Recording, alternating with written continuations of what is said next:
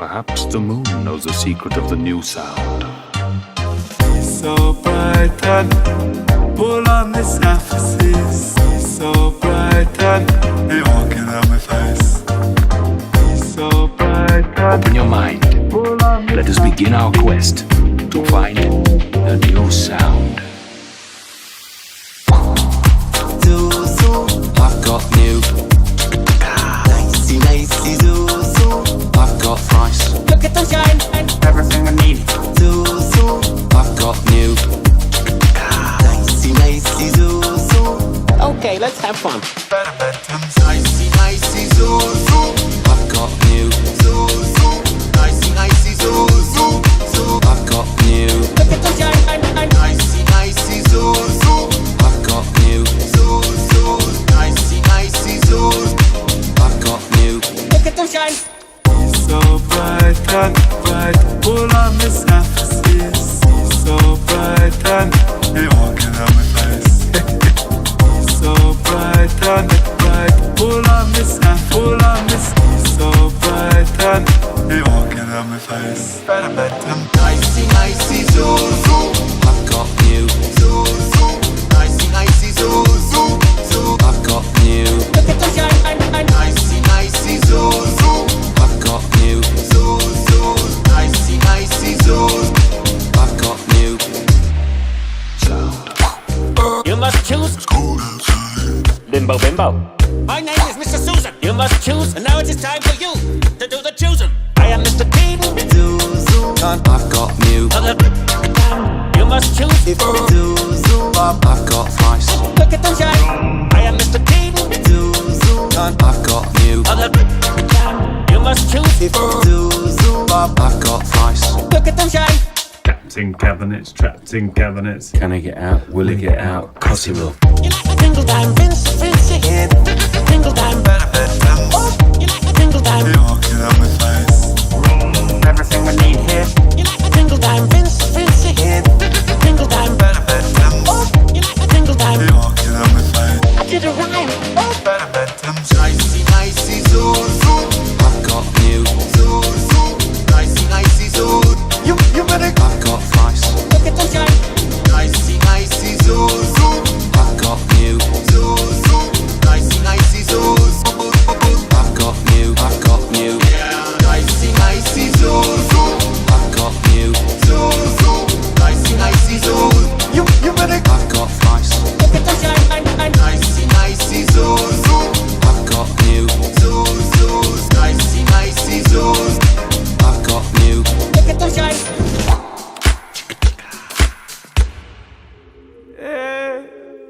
I did a song. Jupiter, I did a song. You ain't got one. Yeah. Oh, I feel sick.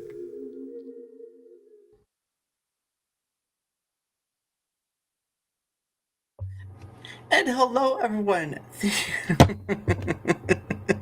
Today was a bit of a hassle, but we got here anyway.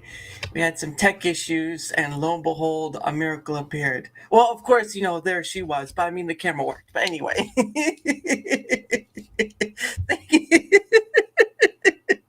That's how we do this. Well, thank you. Thank you for coming on, Phoenix.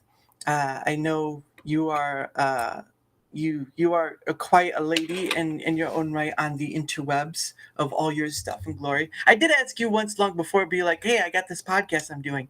Yes, it is Nicey Nicey Zuzu. Now, if you didn't know, the artist who does that music video, he has the stuff on YouTube. It's called Pogo or Pogo, and he has a bunch of other stuff. Some are Disney, samples, mixes, and all this other stuff. But he's really good at what he does. So if you guys ever want to see his stuff, just go to YouTube, look for Pogo or PGO Pogo Mix. His stuff is there, and it's worthwhile to listen to. But anyway, also I use this stuff because I don't get copyright for it on YouTube. So there's that. But anyway, thank you for coming on. I know, it's like a 4-hour difference between us, so this should be interesting. Yes, sir. It is only 6:16 p.m. my time in Yes. Alaska, and it's actually the sun hasn't set yet. The brightness you see on this side of my face is a window that's open right now. The sun isn't gonna set until probably after 9 o'clock tonight. So Isn't it up for like 6 months though? Like it doesn't go down, it just stays up for like 6 months out of the it year? it can at certain latitudes. So like we get twilight in our area for maybe 3 hours at night, but so it doesn't officially set. I mean, it goes down below the horizon, but our sunlight doesn't go away. Now, once Right. you get into latitudes like Fairbanks, which is the middle of Alaska, and Right. then up to Barrow, they use the native name no Utakavik. Now, once you get into those latitudes, then there's either 2.5 months of darkness or 2.5 months of daylight. Yeah. And it's just about starting now where you can see some of the really cool YouTube videos when you go along. The sun just goes right back around and it seems like it's going so fast, but Yeah. you're in reality, it's just your perspective from where you are on Earth and versus the sun. Yeah, and it reminds. Oh, what was that movie? It was the movie with Ryan Gosling and Sandra Bullock. It was The Proposal. Uh, Oh yeah, yeah. they, and they had used blinds because it was just daylight throughout the whole thing. At least it was still light out enough that they had used blinds. So I kind of remember figuring that out. But Alaska isn't like ultimate cold all year round. There is a springy type summer. We just started that. The spring breakup's done. There's still a little mud. We're getting a rainy season now. We almost had our first thunderstorm today, but that's usually June weather because we live at the base of a mountain and Mhm. they all converge on an area. So it's just a perfect storm. But June is our thunderstorm month. Yeah, yeah, and it's Juneau, right? Isn't Juneau the capital of? I think it's the capital of Alaska, right? Juneau. It is, yes. It's only available by plane or unless you want to go through Canada and a barge, essentially. But it's not available on the road system, and they purposefully do that to keep constituents away from the capital and the oil money and debates. So That's interesting. Is it because like they wouldn't want riots or something, or Uh, why? they don't want the majority of Alaska constituents to have an opinion next to the capital. So Juneau is actually the most rich small city in America, and I posted about that a couple of weeks ago. And essentially, they have the most per capita millionaires in this small area, and Yeah. essentially, it's to protect the oil money. So we get what's called a permanent fund dividend yearly as residents of Alaska. Uh, We get a percentage of what has now been known as an oil wealth fund, as in we're yeah. supposed to be privileged to have that information or to have that monetary contribution. But essentially, what they did when Alaska became a state and they struck oil and we were trying to get off the ground from World War II, what they had to put in there is oil is Alaska's right, not a resident's right. So Mm. own an acre and a quarter of land. If I ever find an oil spring like someone would in Texas, they can go and they can there was a notification that came through. No, no, that's so that what happens is on the right, you see on the right in studios, there's the chat, Yeah. right? You can see all this. So Yeah. I get chats from both YouTube and Rumble, and Yeah. I can pin it up, and you can see what's been I pinned up. I see it. Yeah. Ryan Reynolds and not Ryan Gosling for The Proposal. Yes. And Yeah. to clarify on that movie, they really wanted to film in Alaska for some Uh, credits that they were giving away. Like that's how some of the Alaska movies came along in the early mid 2000s and 2010s. But they didn't have enough 5-star residences and hotels within a flying distance of where they wanted to be because Ryan Reynolds child's character's family is a very wealthy, known, and in that area, and they have all that. And there just wasn't a small enough city with 5-star accommodations for the stars for that. So they did a great job on the proposal, minus a couple of crab signs, and I don't know. having Betty White try to play a Tlingit was really kind of funny on something like that. I mean, with the dances and all that jazz. To get back to the dividend, though, essentially we're privileged to have this money, but if I strike oil like somebody would in Texas, I don't get rights to that natural resource. The state does, meaning they could buy out my land, they can take my house for a reasonable value that they say, and they would be the ones to put an oil well on my yard. Right. So that's the sacrifice on that. Also, we pay a pretty penny for tax. And mind you, I have a premium vehicle. I love my Princess. It's a King Ranch F-150. Like, her name is Princess, and her name is Princess. I baby her. Like, you don't ever use her as a truck.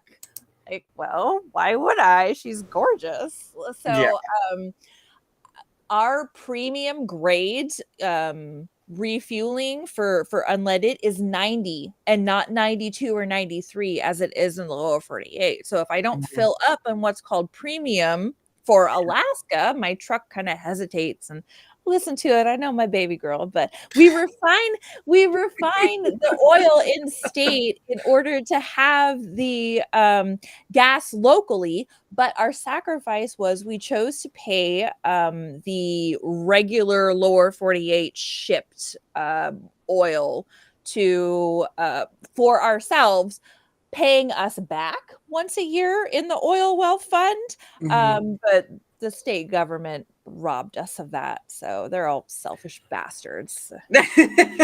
Hey, what can you say when you put people in power? Yeah, there you go.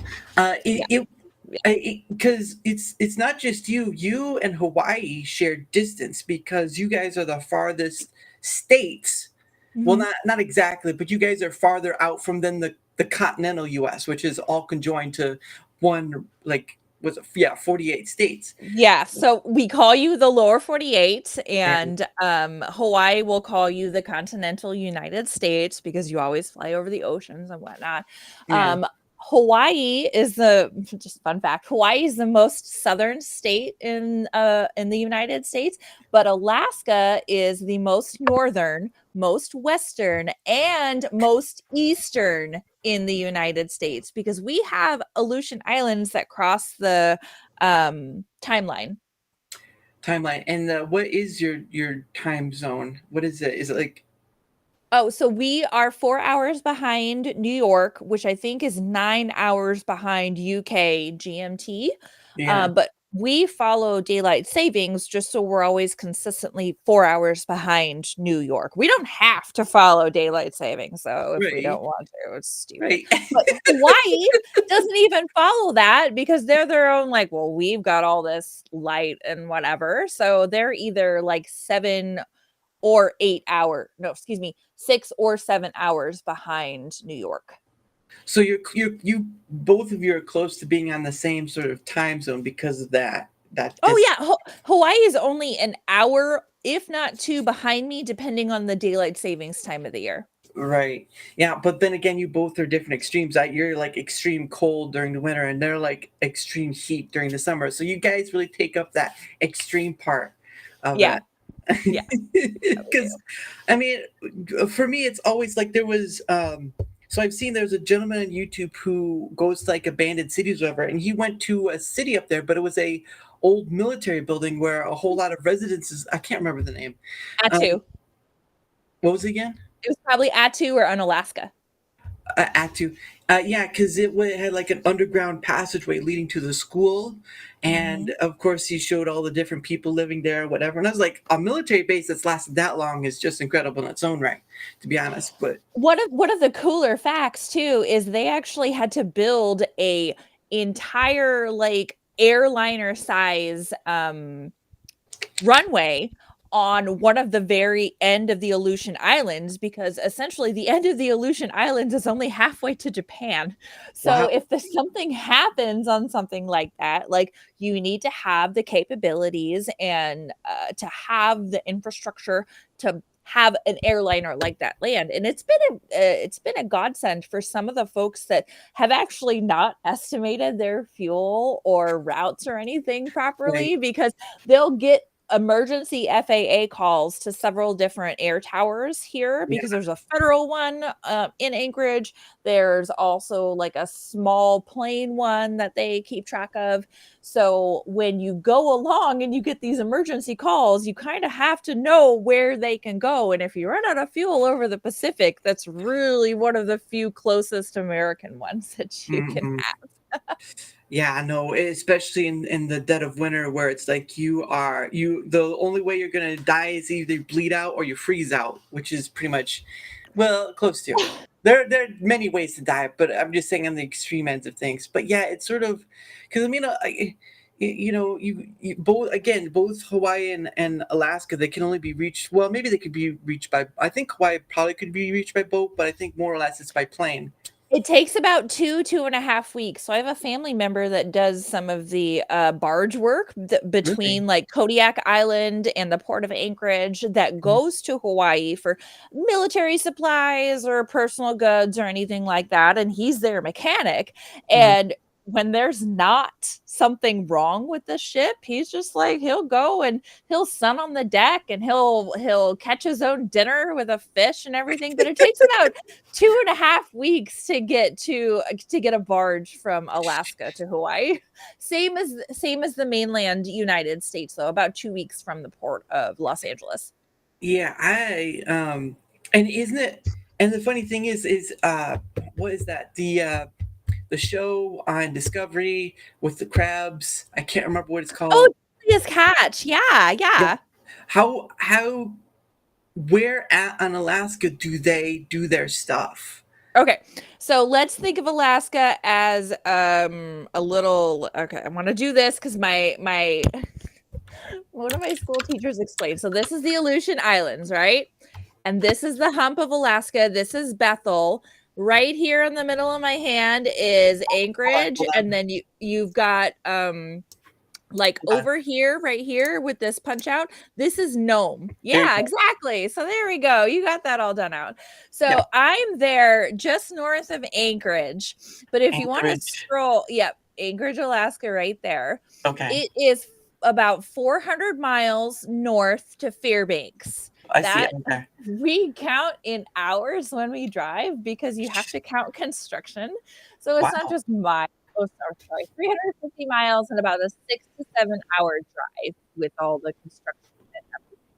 Now, by Interesting. acre, Anchorage is about an hour, um, just over an hour to Fairbanks from touchdown to landing.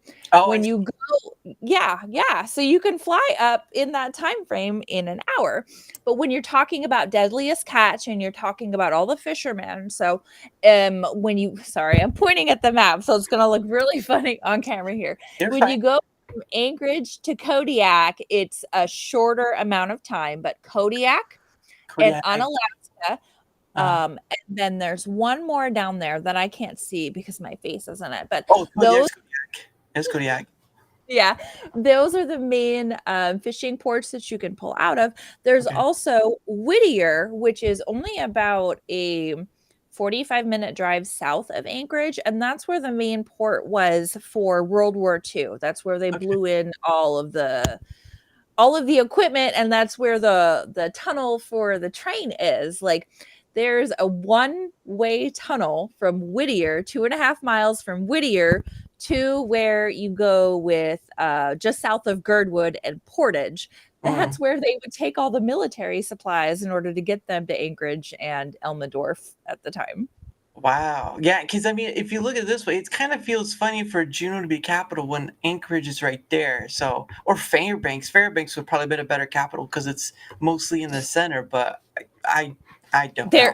They're protecting their oil money. It's investors. The permanent fund dividend is actually a private entity that the state pays into that is contractually required to give the state and give the constituents a percentage of their money. So them hiding it and them taking it away from us is basically like the bankers deciding what you can do and the time you can have with your money. But other than that, if it goes against it, then you don't get an opinion.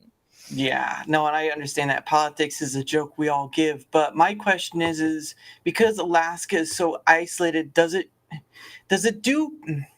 You hear about the infrastructure in the 48. So my question is to you is, would Alaska fare better with like infrastructure that the 48 has, kind of, or less, or just leave it alone?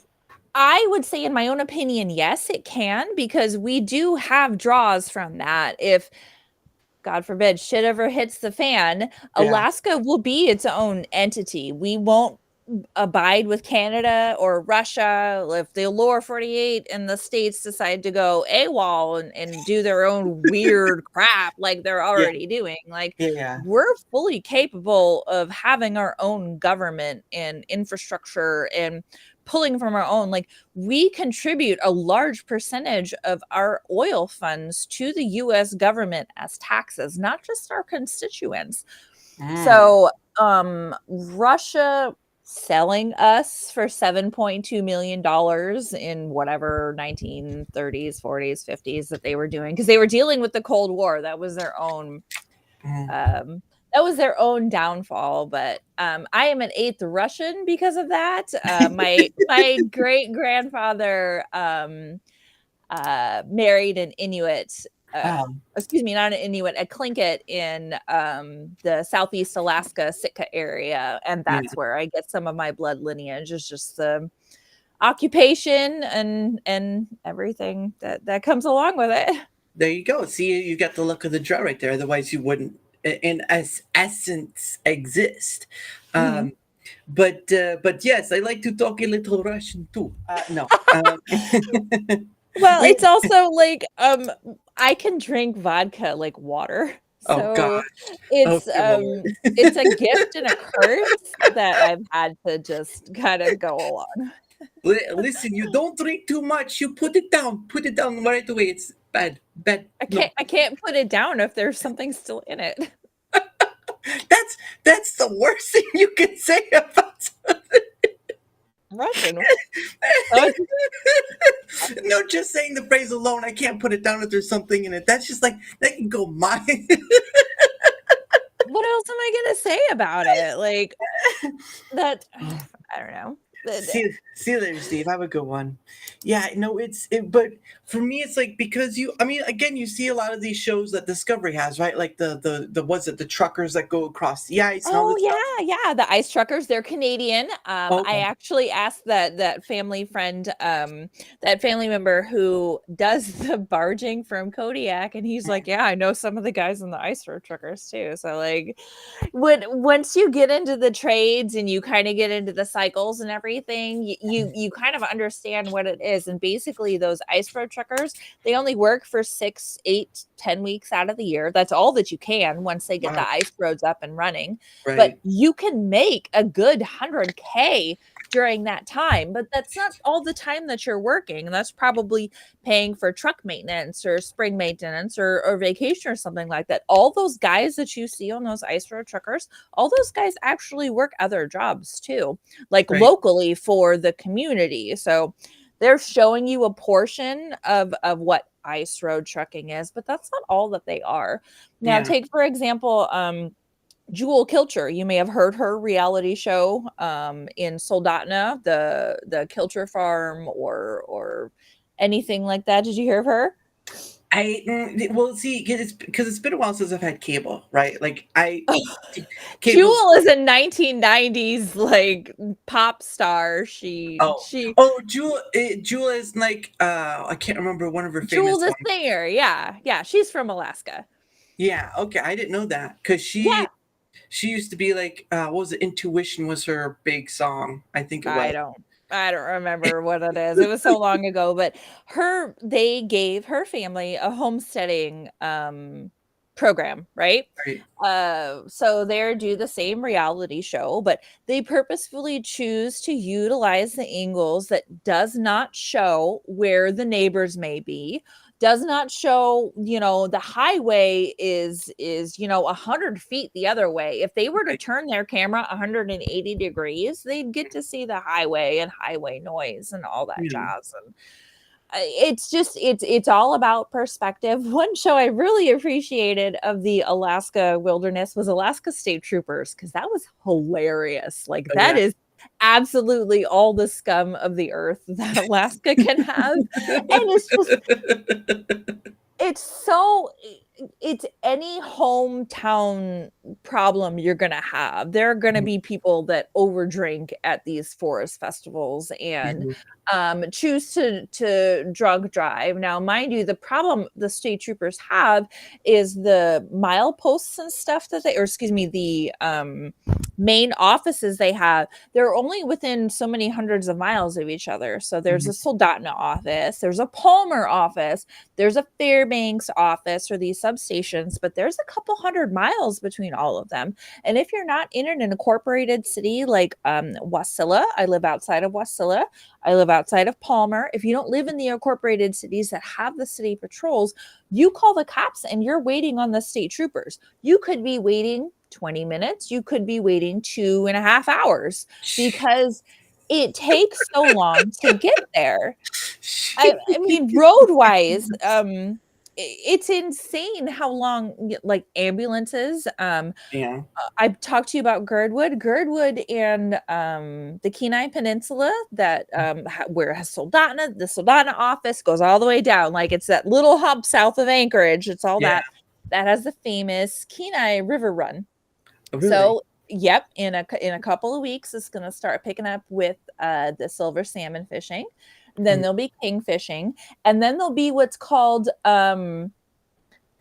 suicide runs. I hate to use the term, but when kings and silvers and reds and all these good fish start coming in, like the middle of June, the middle of July, and everything, you do these runs called suicide runs. You don't want to take time off to go and get your daily catch. Yeah. You want to get off of work a little early on a Friday. You want to take the Seward Highway down 2.5 hours to the Russian River. Right. And you want to go and catch your limit. Now, you need to get there before midnight, because you can catch your limit. You can catch 6 fish before midnight on Friday, and then you can catch 6 fish after midnight on Saturday. So you're getting your 2-day limit in 4 or 5 hours once you get there, and then you'll return home and crawl into bed at like 5 a.m. Jeez. Because you'll have them gutted, you'll have them packaged, and you get to go and put them in your freezer, and that's your Friday, Saturday, and you can wake up Saturday afternoon and work on your lawn and do all that. But they're that's what they're called, is suicide runs. That highway is one way in, one way out. A big issue. What? I'm sorry. I said interesting. A big issue we had was when the federal land on the Kenai Refuge, it caught fire from a thunderstrike. Yeah, you're familiar with all the wildfires, like California or the Midwest, or like California. Yeah. Oh, Canada. Yeah, they're thunderstrikes, and it comes from something like that. Well, the federal lands in the Kenai, they caught fire from a thunderstrike, and the feds were like, we don't want to spend money on that. We're just going to let it burn. And it's a wildlife refuge. There's no people there. You're just endangering, all the wildlife. They didn't maintain the forest. They didn't do pre-cutting. They didn't do any kind of forest structure or anything like that. It's basically millions of acres that can catch on fire. And they did. Right.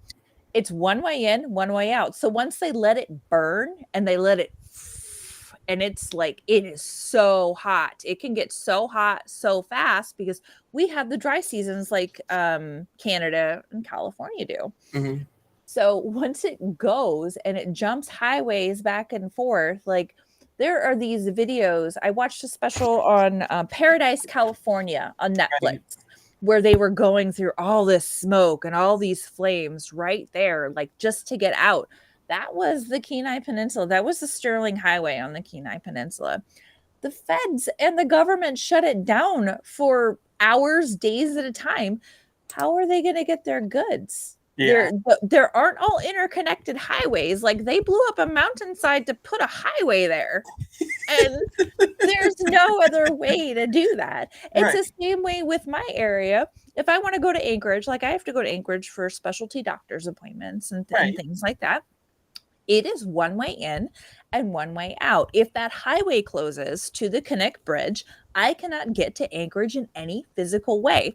A couple of years ago, they put out a alert. I forget what it's called.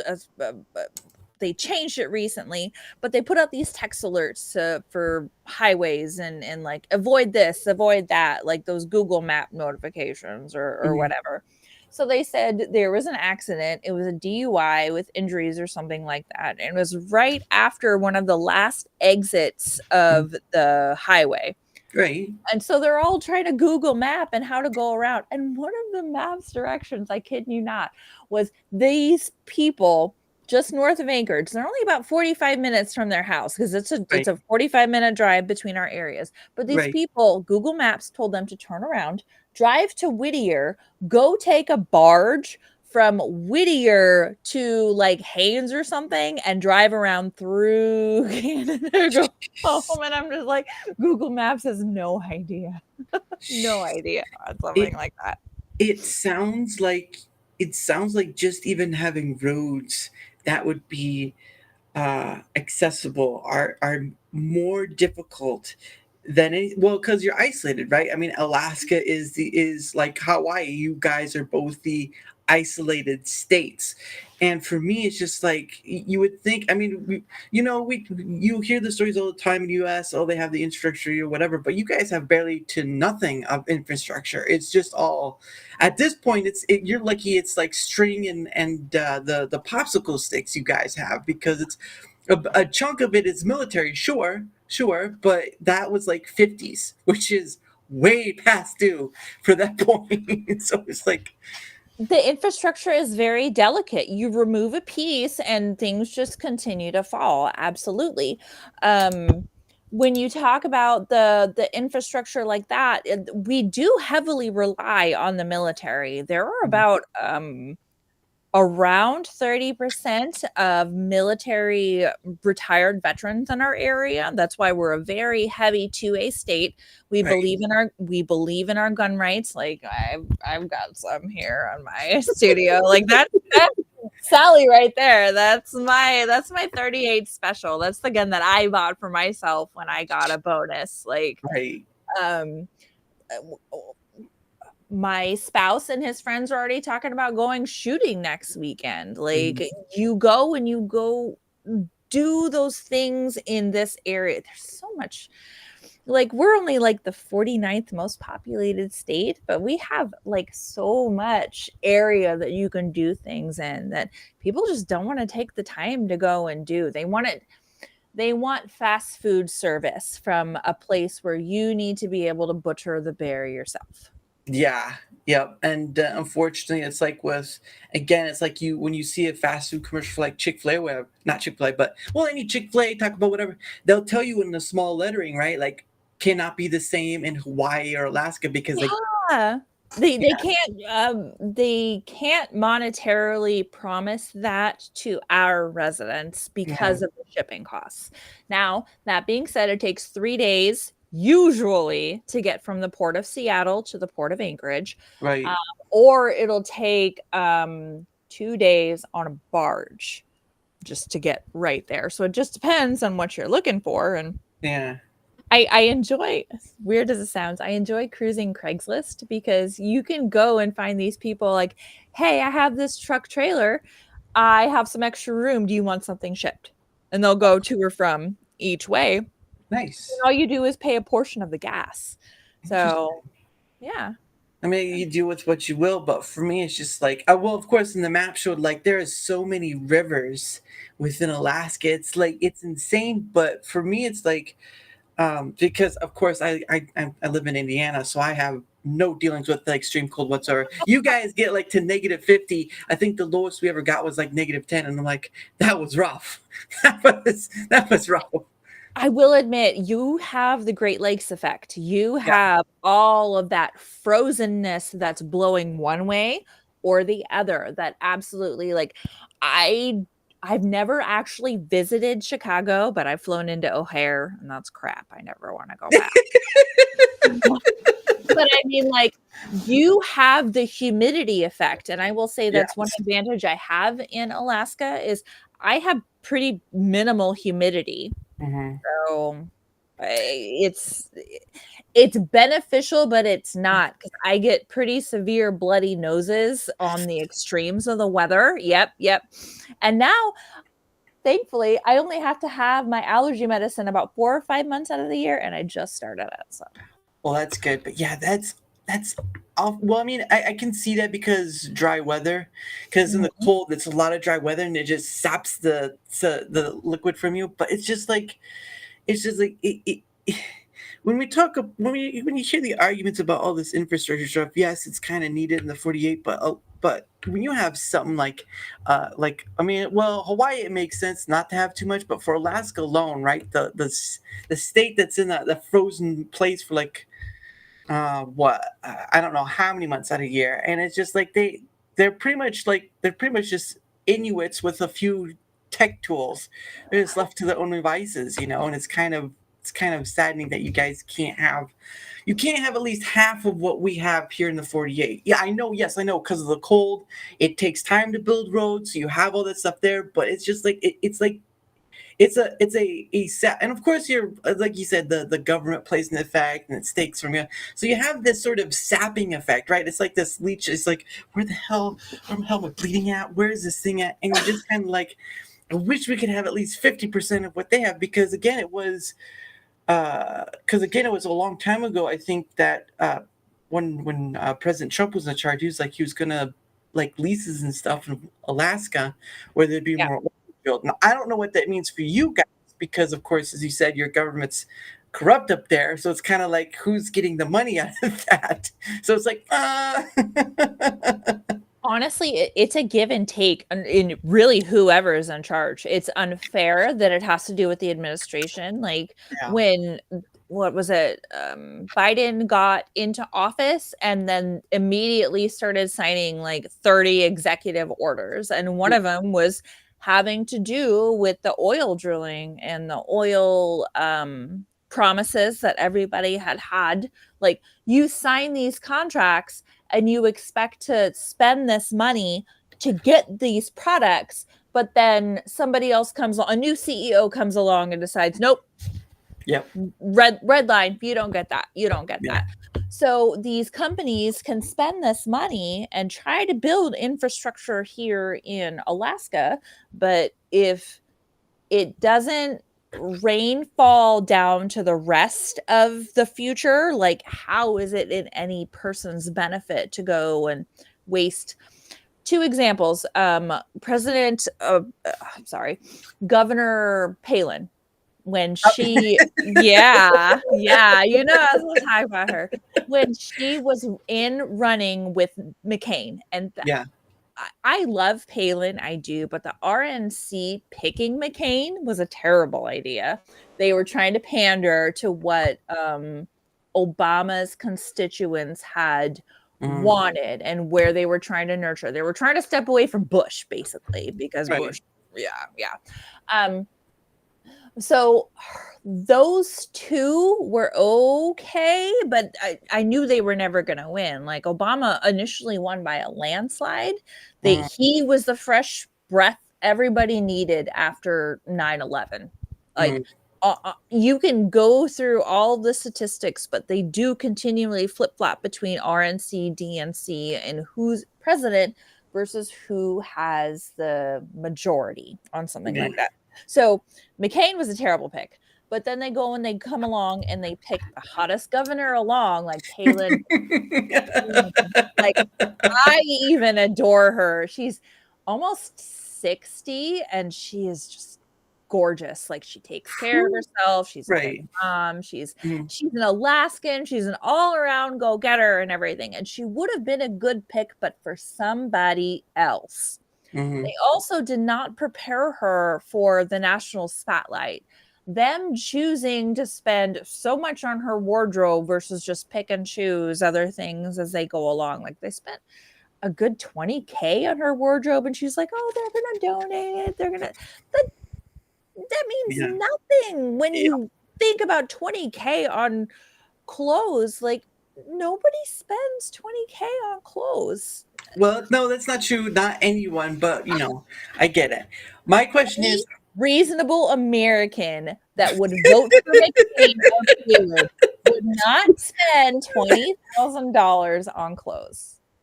when you get $20,000, are you still reasonable? That's the real question.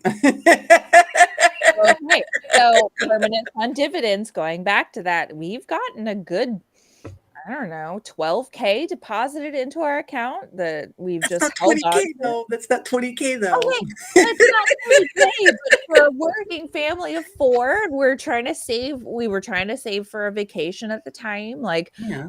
I had a kid in daycare, a kid in elementary school. Like, Right. 12 is a lot of money for some people, and we made it work that year, but half of Yeah. it stayed saved. We went on vacation in 2020 after we got that. So, Nice. Well, that's great. Yeah. I just so how was as governor? How was Palin on the oil stuff though? Because I know that's the issue. oh, drill, baby, drill.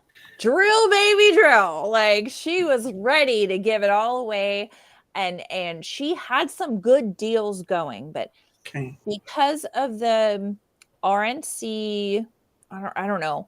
It has to do with how I didn't research DeSantis, but it has to do with how somebody holding office Mm, cannot be also running for a different position in office. Does that make sense?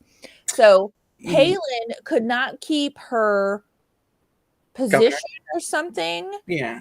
while she was helping the federal government run for whatever it is. But DeSantis, now that he's a nominee or whatever for that, apparently rules got changed for him so he could still be governor while still trying to dethrone Trump and everything. So it's a give and take on something like that, and it's been 16 years since those laws. So, like, Well, it was a rule change that he signed on to. So that was something he signed himself to be able to run for. yep, My thing is that with you talking about how you have the corruption in the oil thing, and of course President Trump has said drill baby drill, so that's going to be beneficial. But my thing is like no person thinks far enough to set up past the good times, right? yes, agreed. Because we always get these good times, so we think it's going to last forever. Well, you already see, with what happened in some presidents, you get 4 or 3 years and that's it. Of course, now you have 2 presidents running for their second term, which is a rarity. But the thing of it is, right, is that you talk about Alaska as it is, right? Stepping aside from Hawaii because you both are kind of in the same origin area, just extreme temperatures. The thing of it is, though, is that Alaska seems, and I know the people survive there. Obviously, there are show after show after show after show after a few other shows about how you guys survive. And of course, maybe it's dramatized or whatever, but still, there's a point of like, we're isolated up here. We have less than what we need to survive, and yet we're still able to make it.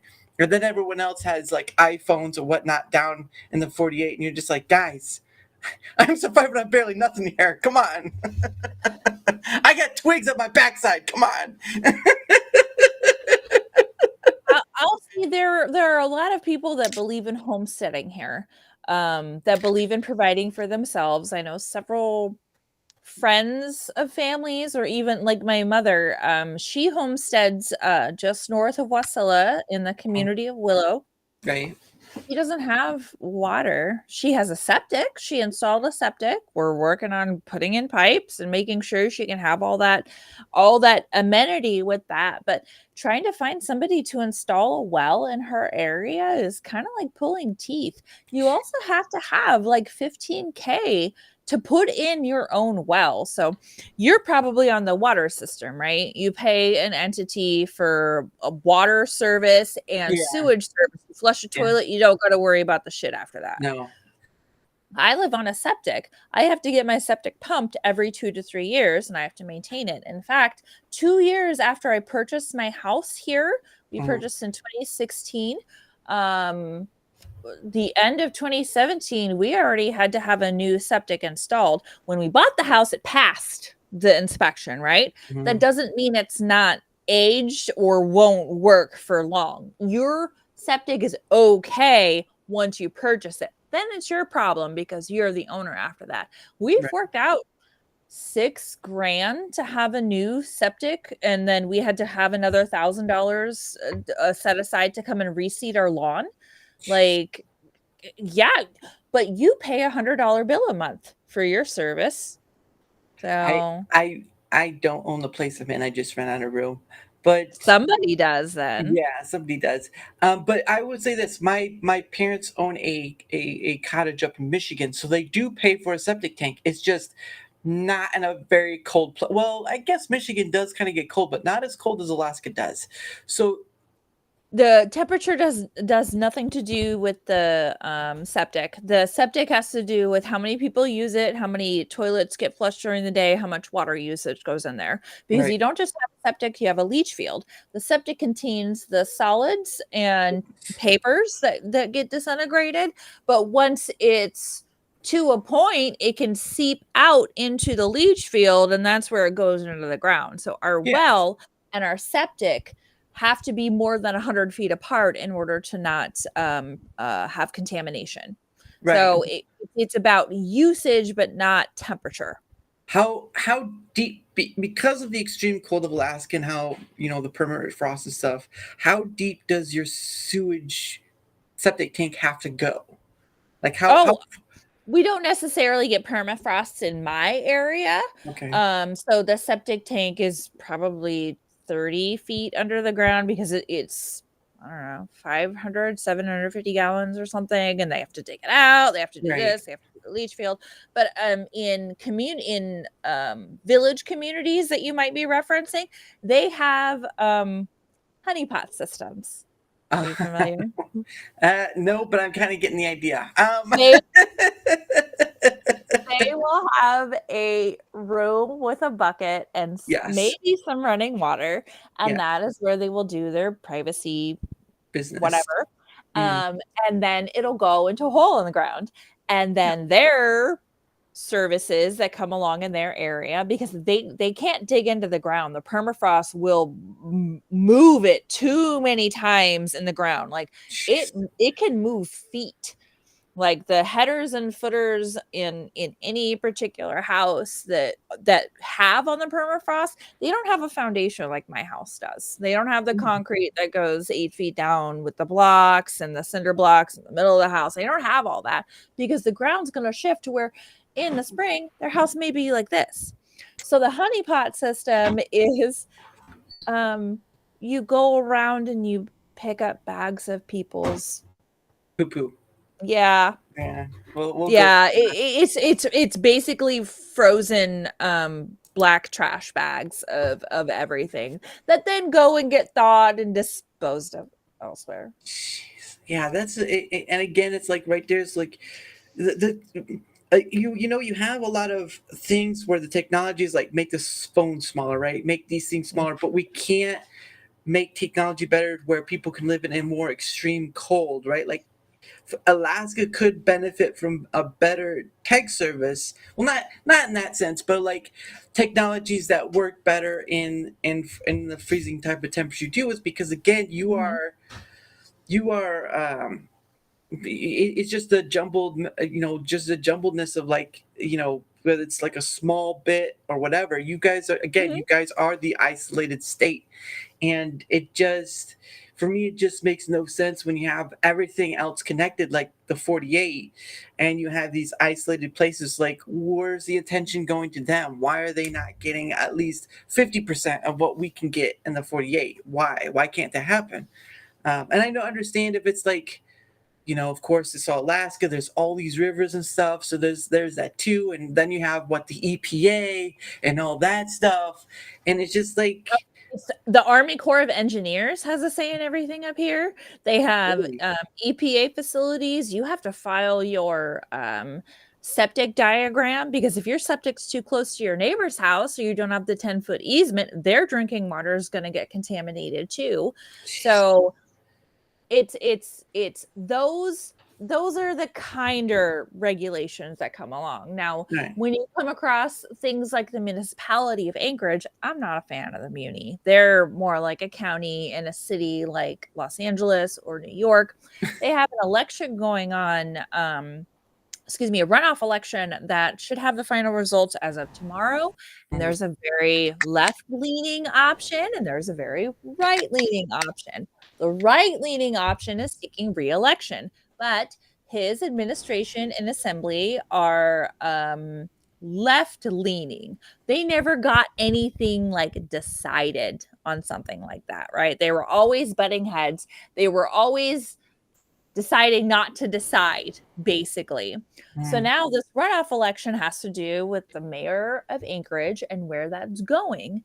And there's these runoff elections because a certain candidate did not get enough percentage of the votes. Is that the Lisa person? Lisa Murkowski or whatever she is? The No, governor. so that is the House representative elections. Those will happen in November. These are mayoral elections, happen locally at a county. Right. I'm not local. With that. That's fine. Yeah. I'm not local like you. I don't deal with the hardness. The only hardness I ever got was the -10. I'm like, dear Lord, please let my car start. Your -10 is like a -25 up here with blowing wind. So yeah. I get that. Yeah, no, yeah. Please brag some more. Why don't you? But anyway, but yeah, it's just again coming from someone like me. It's like I know it can't be the same because again, you are in a different part of the world. You're higher up. You're like near the North Pole. There is no, Santa Claus, whatever. But you're near the North Pole, and it's just like you guys can't at least have 50%. Again, it's just like, and again, you see these shows and stuff of Alaska, and it's like, okay, so some of them choose that, that's fine. But if they had the option to, right? If they had the option to use roads that were more than just one way, right? Or you wouldn't have to worry about, at least if the technology was built up enough, you wouldn't have to worry about, salting your roads every like 5 minutes or 6 or whatever it is. Alaska would be in a better position for its people because it feels like it's just of course, like in the electorate, right? Like, was it like 2? You guys only have like 2 electorate or whatever it is. So you guys are just like, you're like the junk state. You're just there for show and that's it. We're the junk state, but we offer the best taxes for y'all. California, they can tax you through shit shows, like, right? But at the same time, Alaska can actually provide you money without taxing the people. We don't have a state tax. I barely have sales tax at like 2.5% or 3%. So right. Well, but you mostly live off the oil that's produced there per se. The infrastructure does, yes. Okay, but my spouse is the breadwinner, and he's an HVAC technician and can make nearly $6,000 if he wants to. So yeah, if the work and the money's there, yeah. Yeah, because what was it? Because again, it's just like I had my thought and I lost it. Dang it again. But it's again, I know it's been a lot on just your state because I've had someone from Australia, I've had someone from the UK, now I've had someone from Alaska. Yeah, I've had someone from and I believe I'll have another person on Friday who will be on my PIV stream, but that's an iffy one because yeah. But yes, Alf. Yeah, well, it's like again trying to do this thing where I'm trying to get guests on, especially with you, right? Because you've been on a lot of different podcasts and all this other stuff. So people A handful. It's people want you for whatever reason they want you, but it's sort of like you put yourself out there and you ask, would you like to come on? And they'll either say yes, no, or let me look at your stuff and see what it's about, and never hear from them again. I've had that happen a couple times. I did that to you. I'm like, I need to see your stuff. I need to run it by my spouse and make sure, you know, you're not going to be inappropriate or do anything along those lines. Like there is some due diligence that I have, Yeah. but also like getting this time slot done. Like it's 6 p.m. my time. I had already made dinner for the family by 4 p.m. It was already done. I'm like, this is what you got to do. I got the kids set up. I've got my daughter on a play date. Like this organizing this time can be a little iffy because I'm the mom. I balance everything and no, and don't get me wrong, I totally understand it, and that's why I try to work in with my guest schedule, right? Because I can't do anything till after 4 p.m. Eastern time, which would be noon your time, basically. Other way. No.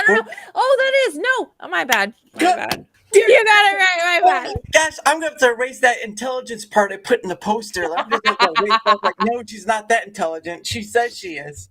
Good Lord. Sorry. I am bright. That does not mean I am the brightest bulb, sir. Thanks, Mom. But I do try to work again when I told you about, because I didn't know what the time difference was until you told me. It's like, okay, it's 6 p.m. them time. I mean, it's gonna be late for me, but I was like, I may only get this one opportunity because, again, like you say, you run stuff by your spouse, whatever, and that's fine. Look, I may make dirty jokes, but I'm not going to like get into the nitty gritty of all that stuff. Okay, I'm very respectful of my guests. It's just once in a while you can make a dirty joke and be like, ha ha, ha, and get on with that. If you've seen the Craig Ferguson show, you know. If you've seen the Craig Ferguson show, you know. Who is he? Craig Ferguson, the late show. If you never, yeah. Okay. I know who that guy is. Right. Okay. Yeah, because I've said many times, like, you know, Darachat is sort of like Whose Line Is It Anyway, and across between Whose Line Is It Anyway and Craig Ferguson, because there's an improv factor to it, right? Like, you amongst many have asked, what's the topic going to be about? What's going to go on? Whatever. I'm like, we'll talk about you a bit and go from there. Like, it's about having a free-flowing conversation about whatever, because, again, a lot of content creators, they do what's the topic of the day? And like, I get that, because of the niche spaces and all this stuff. Like, I know you've had your talk with people about the pearl stuff and all that. Yeah, I know you can turn your head away. I know, but just rolling my face as well, because those people are horrible people. But we'll get to that. But my thing is, like, I get a lot of content creators who either get into this like 24/7 news thing, right? They take an article, they read it, and they just like, I'll give my perspective on it. Okay, that's fine. But where's the free flowing conversation of just about talking about whatever? Not talking about just entertainment, not talking about just this, not talking about it just can go anywhere. And I didn't see it. I just the people I followed, I didn't see it. It may be out there, I don't know, but I just didn't see it. And when I saw someone like Craig Ferguson, right? He would have stars on. Of course, you're not a celebrity, but maybe you could be one day. But the thing of it is, he would have celebrities on, and they would be there to talk about a movie or show, right? So and then all of a sudden, he'd have his cards to ask questions, just tore them up, and just went wherever with them. And I'm like, where is that? Why can't there be something like that? And then you have Whose Line Is It Anyway, right? Where its main course was improv. Like, my favorite part of it was Scenes from a Hat, where people would just put in anything into that, or almost anything to that, and they take it out and they try to act their best to it. And that's the purest form of comedy right there, because it's just like, it can be. It can be, yes. Yeah, Wayne Brady is like top par. Oh, when he did so I was in high school when Dave Chappelle came out. Oh, really? Okay. Yes, I will be 39 in October, just so everybody's like, Yeah, I was in high school when Dave Chappelle came out, and we were all huge fans. And it was at the time before necessarily social media, right? Right. We had maybe MS. How old are you, by the way? 35. Okay, so you probably had a iPhone 3 or something along those lines. No, okay. Yep. Well, Flip. we had AOL Messenger. We had MSN Messenger.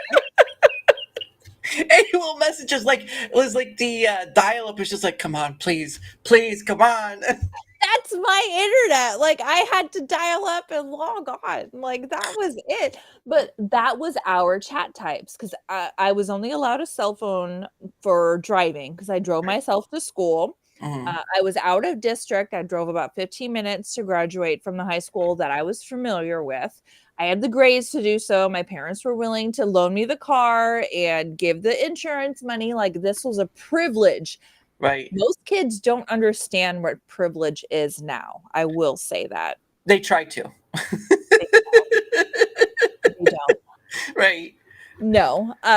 So it was a privilege during that time. So when Mhm. I wanted my friend's input on, say, a paper I wrote, right? I couldn't just Dropbox it to them. I Mhm. had to copy it. I had to attach it to an email. I had to send it to them. I had to make sure their title of the form was different than the one that I saved because if I re-download it and they give me edits, I Yeah. can't reprocess it. Like I can't. So then we do MSN Messenger. That was our Twitter. That was our group chat. That was me and like 10 friends where we were just all da, da, da, da, da, da, da, this is what we did. This is what we did. We gave song lyrics and everybody told each other, shut the fuck up, or like oh, there's this new Eminem song. Like I think not Slim Shady, but the one after that came out.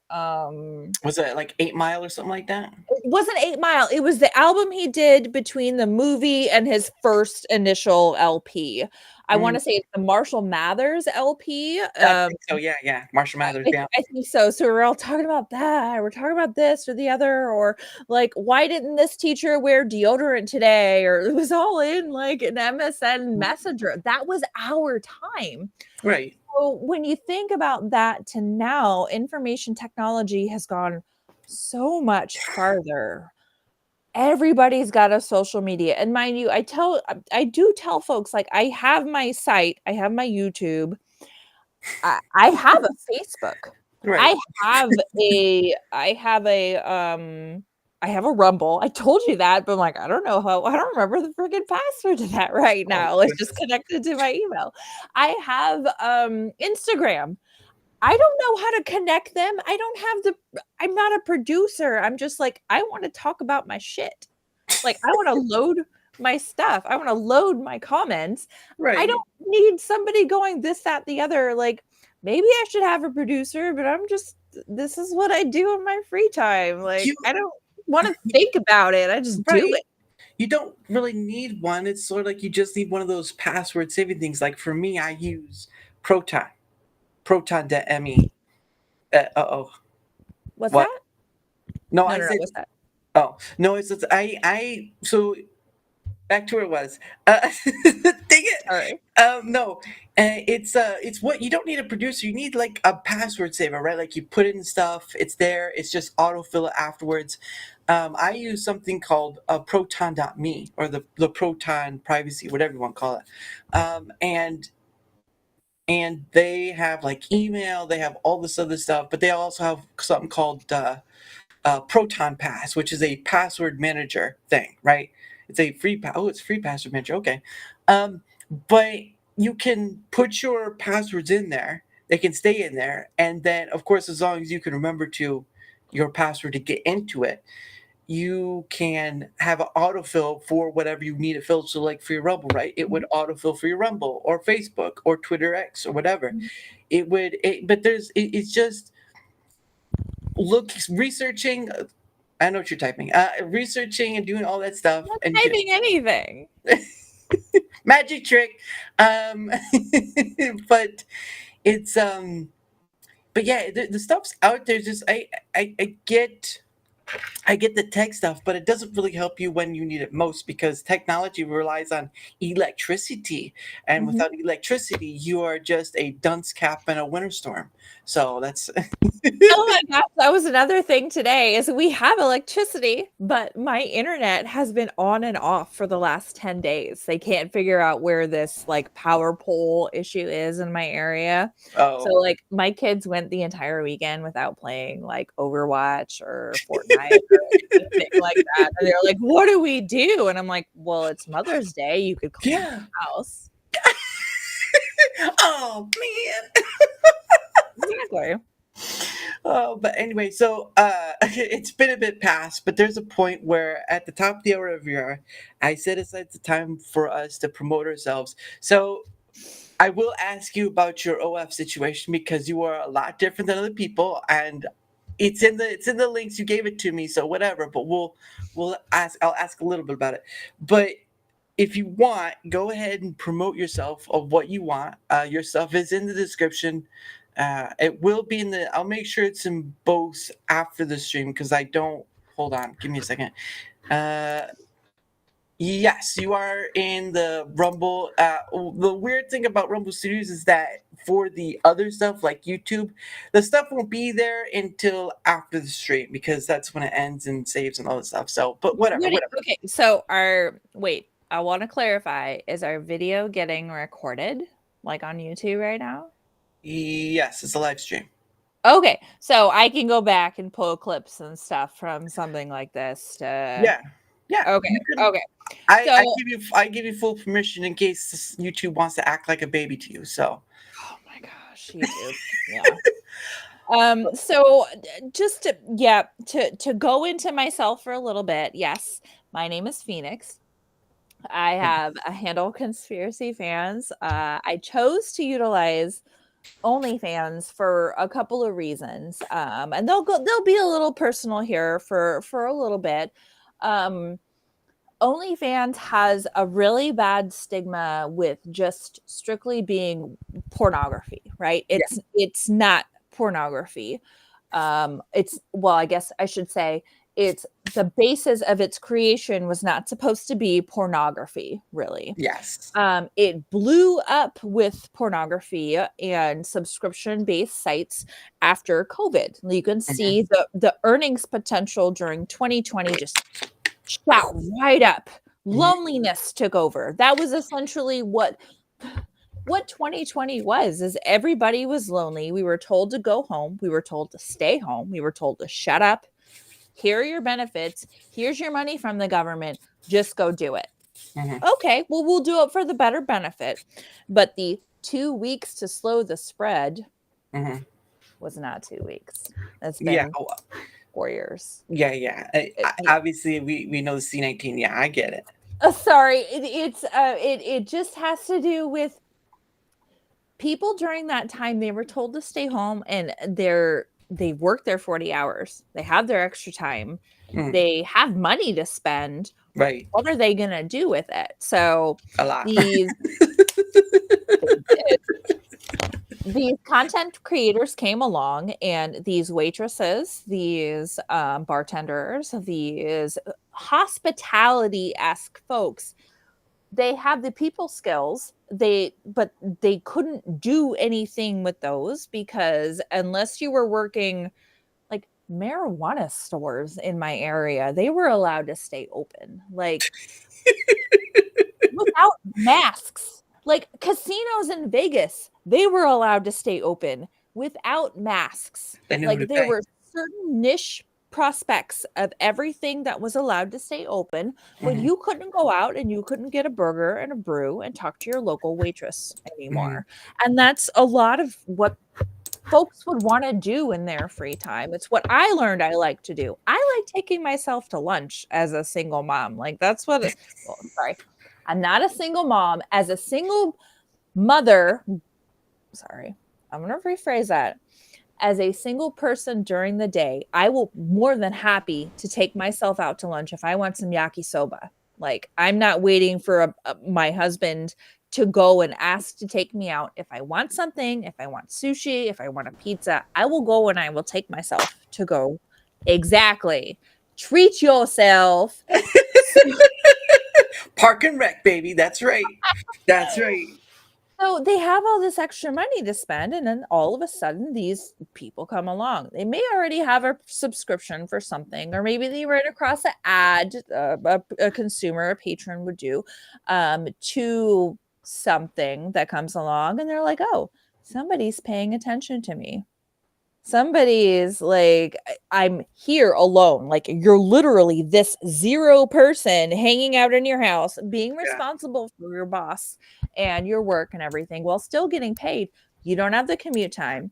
You don't have all that extra money you have to do. You're eating food at home. You don't have to order out or anything like that. Who knows if you can order out, because takeout was restricted during then. Like, delivery drivers and the food service industry and everything like that. So when you come along and somebody's actually paying attention to you, yeah, you're going to tip them real well. So these lonesome people come along and they're like, oh, well, it kind of turned to pornography, because when you're alone in a room and you're freaking bored, what else are you going to do when a pretty lady is talking to you? Like, to each their own, but I mean, like, it blew up into that once. Yeah. I will say, and it's I will call myself the girl next door any day. So when regular people come along and they find not just this gorgeous supermodel, not Giselle coming along and saying, I'm going to pay attention to you and you're going to be my man, and have this falsified, like, airbrushed look about you on whatever screen or picture they're looking at, but an actual daily 7 is what I call myself. I'm known for daily 7s. You have to be 7 on the daily, like, period. But when these daily 7s, these girls next door, these great people come along and they're paying attention to you, like, yeah, you're gonna kind of want to fall for that. And that's where OnlyFans really did take off, is these actual reasonable girls. The girl in your grocery store checking you out, maybe they have a page. So then you just go into these whirlwinds of, like, searching and things like that. And you delve into that, and it sucks you in. And OnlyFans is a for-profit corporation, period. Yep. Like, so when they find a niche, they start investing in it. They start producing it. They give you these incentives. When I started thinking about what I could do with my time, basically, so how I can find myself useful, I'm still trying to find my place. Like, I've said this before, I never wanted to be the stay-at-home parent. I wanted to work. I want to work full time. I want to be the provider and be the juggler and handle all of this crap like I did 10 years ago. But my health took a turn. We'll discuss that a little later. But in all the places I thought I could monetize myself, I'm like, OnlyFans seemed like a pretty good position on something like that, because Twitch, you have to have so many subscribers. YouTube, you only have to have so many subscribers. I could do Rumble. Rumble came along before I tried to start a channel, so I wouldn't even have tried to do something like that. True Social, anything along those lines. You have to have a minimal amount of subscribers. You have to have a minimal amount of views on your information and whatever. And you had to have one other thing that comes along, consistent posting. I can't keep a schedule for the fucking life of me. So you not, like, so I can't keep a schedule on something like that, on the consistency, or even trying to record when I have, like, screaming and dogs and all this stuff in the background, or I gotta make dinner. So when I chose to monetize myself on OnlyFans, it was a long discussion, probably about 3 months that summer before. I think I started it September 2021, and I discussed it that entire summer on figuring out what to do. And I had my spouse's permission. I had said, this is what I'm going to do. He had access. We had all worked all this stuff out. And I'm like, let me see what I can do with the BS. Because it was all about COVID. It was all about the conspiracy fans. That's my name. Like there's so much stuff that goes along with the intricacies of the government, whatever. But when you decide to go do something like that, you can go full on. And are you okay, sir? I do that when I have to burp. So you don't have to keep calling me sir. You can call me Dara. It's fine. Well, I understand. I'm still gonna call you sir. You're older than me, okay? Goodness. God, I'm sitting over here feel like an old guy, and I'm younger than you. It's a form of respect. A good chunk of my customer service has to come from it came from the military. I worked with the military for nearly 7 years. So it's a form of respect that I carried with me since working in something like that. It's always something I'm gonna do. Mr. Dara, it's okay. I'll take something other than sir makes me, don't call me sir. I work for That's what all the army dudes would say. I have made friends with a really awesome master sergeant of the MPs of J-Bear for a really long time. And I would look at him, and his wife and I were friends. We worked at the housing office and whatever together. We were friends, and I'd look at him and I'd purposefully, facetiously call him sir. And he'd be like, I work for a living. Don't call me. Hey. You gotta finish promoting yourself first, all right? We're getting a little off topic here. Okay? Sorry, I was talking about that. But when I went to go do that, I decided to get monetized here and on OnlyFans Conspiracy Fans. It was just the easiest way to kind of tell a story, to promote myself without censorship. Okay. So like I couldn't say so much on YouTube without possibly getting demoted or demonetized or pounded down for like going through the search results or whatever. Yeah. So I started it, and it's not even anything I do for a pretty penny. Like it's not my income. Again, I am not the breadwinner. Like I support my family. I'm here with them. OnlyFans is something I do in my spare time. Right. But once I started it and getting going, I thought I had some friends support for something like that, like telling them what I was going to do, telling them what I was and wasn't going to do. But mind you, I am call him Yingling. Yingling is a beer. Youngling. Sir. Youngling. Yeah. Youngling. Okay. And anyway. it's a miss. It's a miss? Yes. Oh, I'm sorry. Mediocre gamer girl. My bad. I lost my topic there. When I started getting going, I thought I had support from my friends on something like that, and I really tried. I'll take that.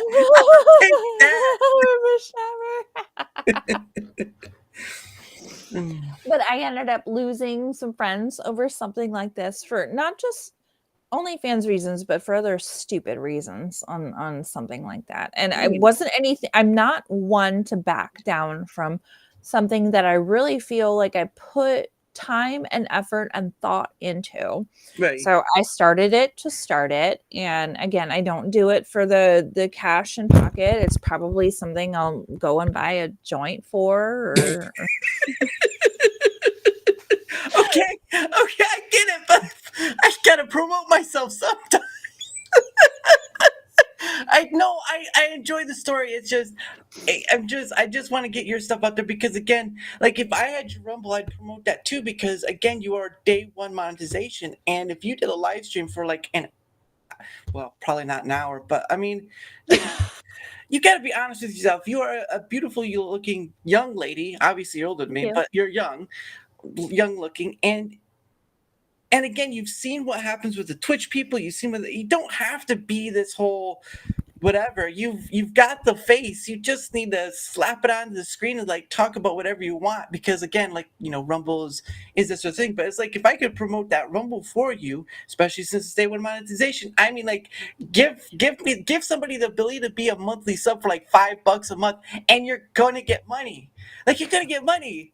That's my OnlyFans price is $5 a month. I don't do anything with it. That's the thing, is it's stuff you'd see on my on my Twitter X, on something I post on YouTube, like Yeah. updates from something like that. Like, it's not even anything particularly special. I choose to be outside of the box. Now, once we go in, sorry. So do I. That's go keep going. Sorry. Okay. Once I chose to do something like that, I really looked into like why people choose OnlyFans. I saw the pornographic aspect to it, and I'm like, I'm already somebody outside the box, and I am one to be. I'm not a statistic. I should be a statistic. I should be a single mother with 2 kids from 2 different daddies on child support, so being supported off of my native corporation benefits because that's what I could do, right? Like I reference, I was just listening to Pearl's debate with Trent lately, the one she did a couple of days ago. Right. And she referenced, well, women these days, if they go and they fight and they get full custody and full child support for their kids or multiple kids or whatever through it, they'll get $441 a month. $441 a month is like a week and a half of just groceries for my family. Jeez. There's no electricity payment. There's no electric. There's no GCI. Like I wouldn't be able to get my phone or my internet. There's no mortgage. There's no other extras for them. And Pearl goes on to say, well, that's $100K over 18 years. So I'm like, it costs a ton more money to raise a kid. Like, how can you go along on something like that and just grift off of it? I can't stand by and be a part of this system when I can't try to have a voice for something like that. Does that make sense? Right. And you kind of do have a similar voice to Sarah Palin. But anyway, that's not the point. So what is your channel name on Rumble though? I don't know. Well, we'll have to figure that out for next time because I'll definitely try to get you to either sign up for a new account or something. But let's get you on there. I'm pretty sure I have a Rumble. I have no idea. Let's see. Are you called Phoenix? Is that what we? I don't know. I gotta look at my phone, and I'm paying attention to you right now, dude. Okay, all right. Well, all right. So you have your OF. Let me go through the list. All right, you have your OF. You're not doing OF. You have your YouTube. You have your Twitter X. Okay, so those are down on the link to below. Now I gotta do my. Don't worry. I love it. I love it. You're awesome. But I do want to get you promoted because I do think you're a wonderful person. Even though That's very kind of you, sir. Even Yingling. Youngling. Sorry, Youngling. You're the youngling now. Goodness, because slur your words over there. Okay, so I went to a wedding a decade ago. I had never heard of the beer Yingling. So, yeah, Yingling on the East Coast. I'd never heard of it. So, yeah. So, all right. Well, before we get any further with this, sure, because I think we'll be able to stay up for at least a little more, and I've got to get going to bed. So. Oh, that's right. Yeah, you work for a living. Yeah. Thanks. I appreciate that. I will say this though. I enjoy doing this more than I enjoy my full time because when I started hitting on the conversational start, because I did movie reviews, playing games and stuff. When I started doing this, I didn't think it would bring me to this point. I really didn't, because I again, like I was saying earlier, I saw something that was missing from everyone else I was following, and I've had 2 full months now of just people, except weekends. Weekends are kind of iffy. But anyway, so I know it's late, and most of you will be watching on the replay. And I've had a lovely person on, and maybe she can help me solve. But anyway, I stream to both YouTube and Rumble. I am a firm believer in a content creator should multi-platform themselves, because putting all your eggs in one basket is not a smart idea. And anything in life, well, maybe some things, but anyway, getting beyond the point. I am at Daramouthe on both. I have my fan account at Daramouthe on Twitter X, and I'll tell you why that is. I also have a Discord at Daramouthe, but that's mostly just for DMing. And I have an email, which is right underneath Phoenix, and that is a way of contacting me as well. Again, if you want the same opportunity as Phoenix, if you want the same opportunity as Hans, who's been in the chat, if you want the same opportunity as Phoenix Electra, who's been on the show as well. So many people I've had on, some of them come on multiple times. Look, I don't know how any more way to say it other than, look, this is a Darachat is a one-on-one conversational piece. And I did have 2 other people on during my PIF stream, which was fine.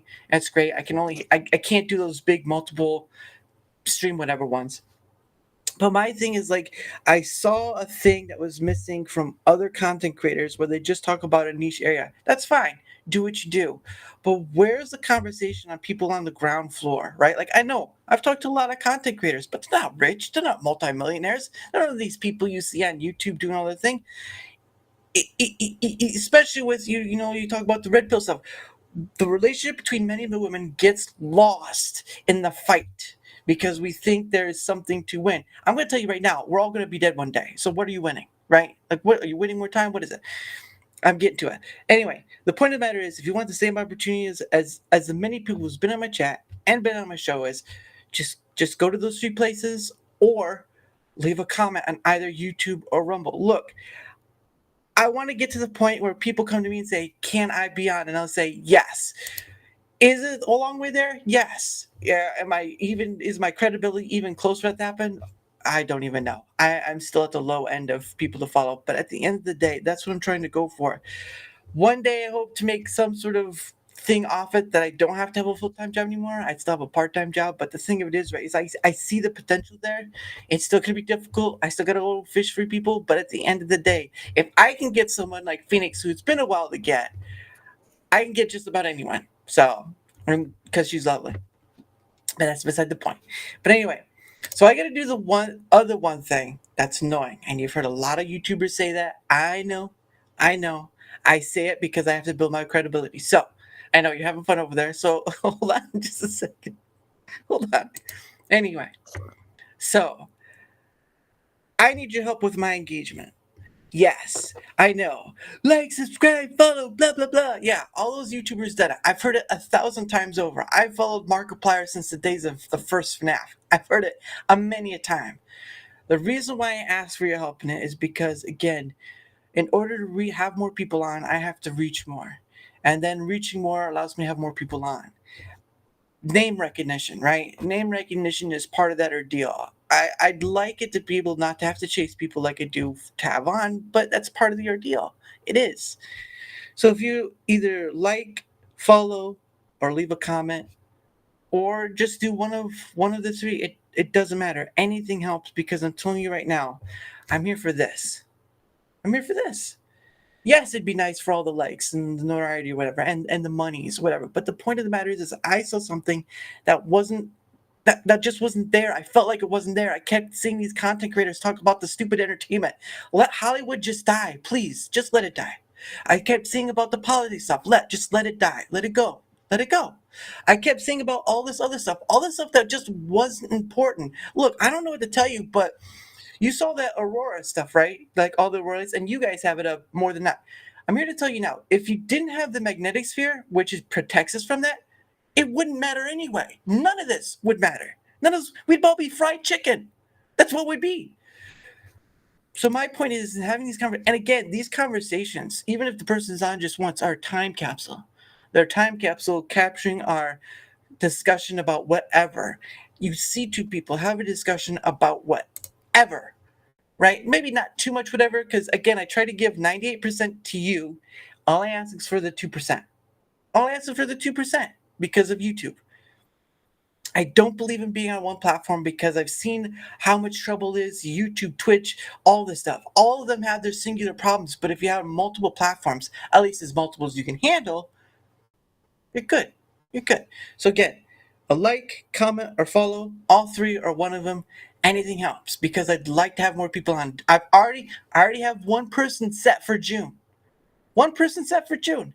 I have 1 day left in May, but I may just leave that open and just close May out because again, I have filled May.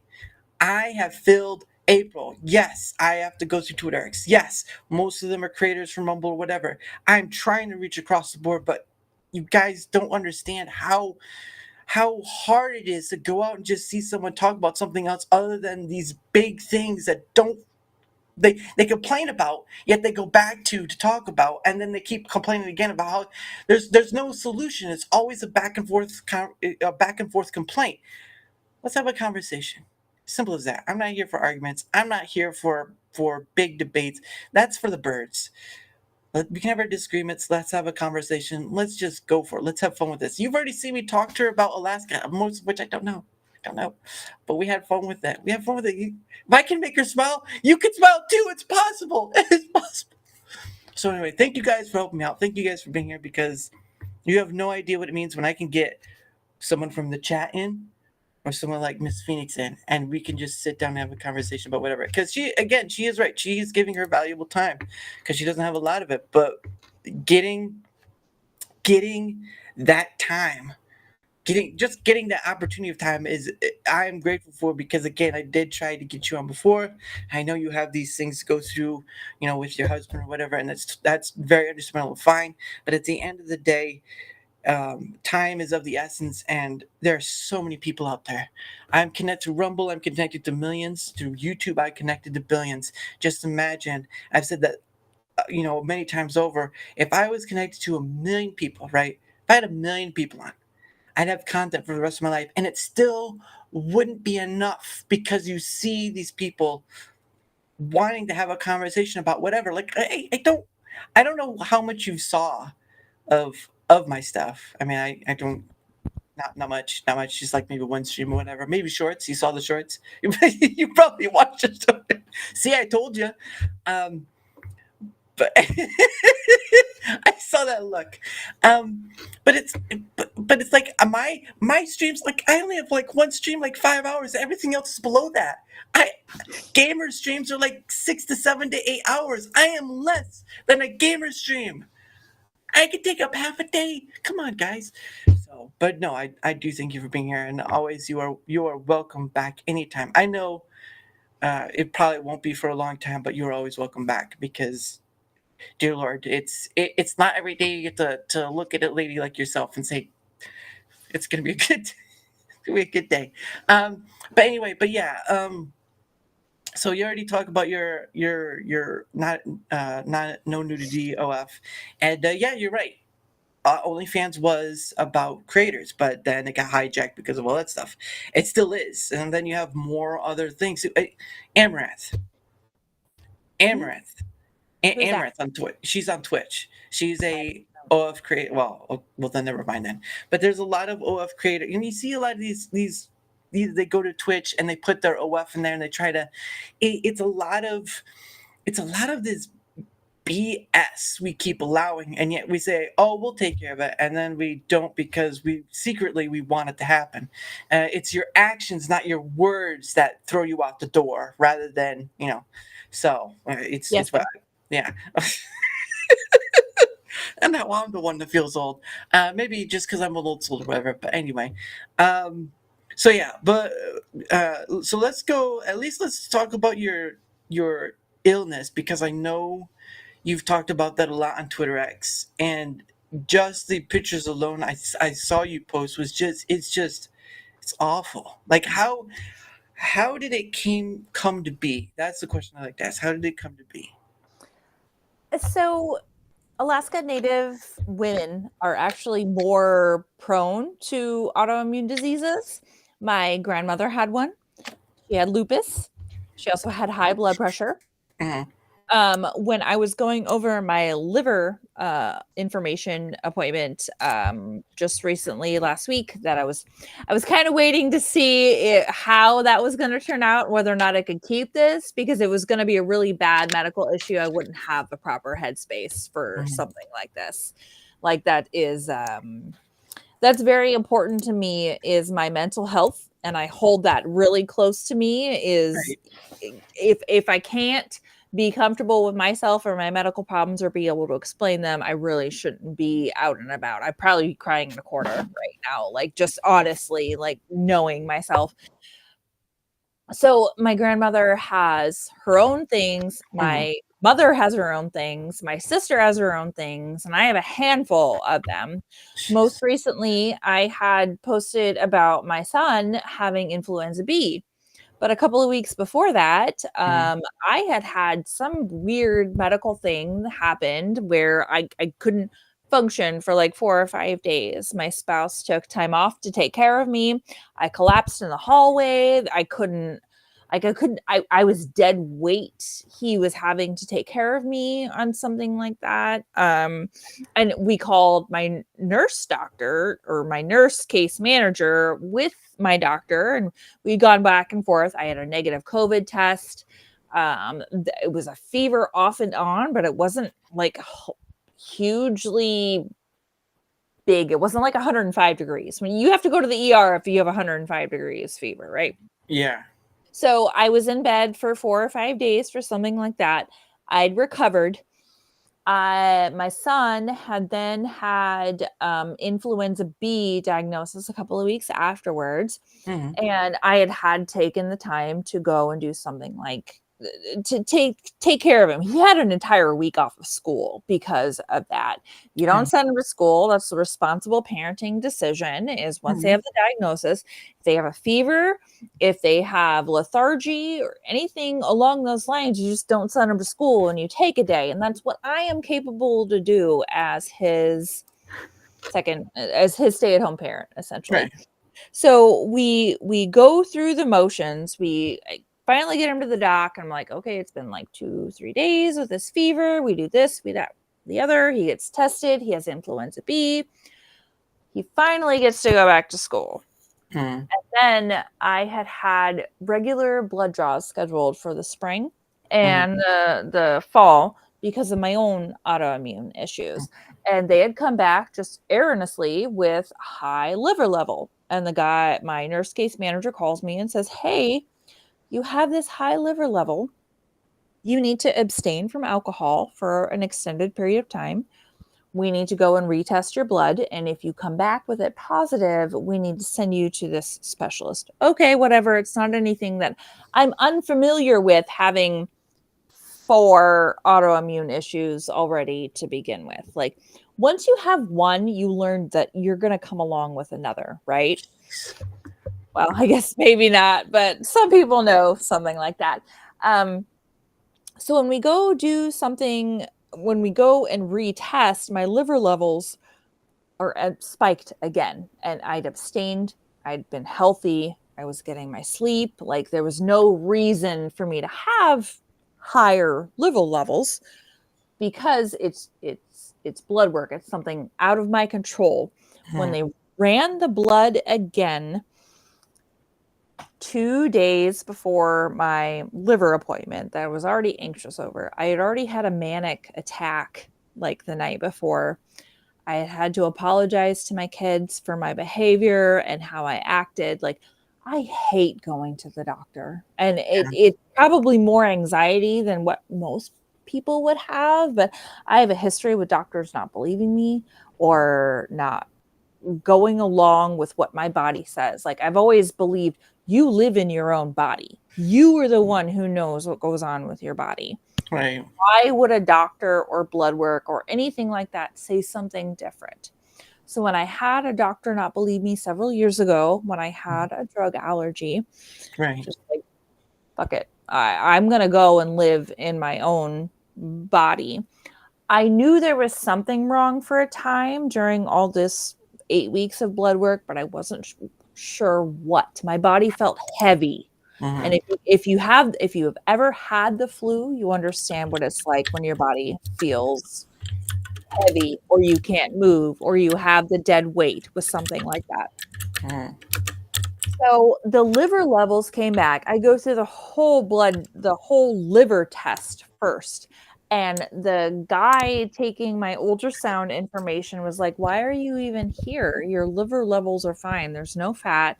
There's no accumulation. You're not enlarged. There's no inflammation. Like, what's wrong?" I said, "I had a couple of bad liver tests." Like, your body decides how it's going to fight it, even if you don't see your body fighting it or feel your body fighting it, right? So when I actually went back to talk to the internal medicine doctor, because she reviewed like all of this jazz with me and whatever, and we got down to the nitty gritty, more than likely I had been infected with the virus before my son got influenza B, but my body didn't react to it as appropriately.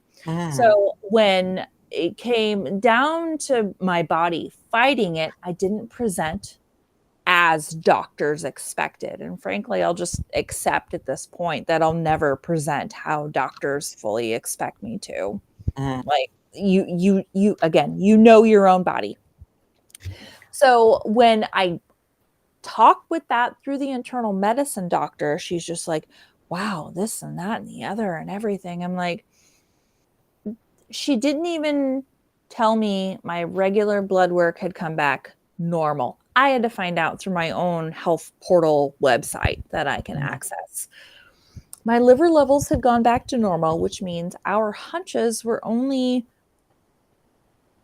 hunches were more appropriate with what happened on the event. So from February to now May, I had some kind of virus. I had some kind of viral load. My body was fighting it, but didn't tell me. And now I had to go along with their tests.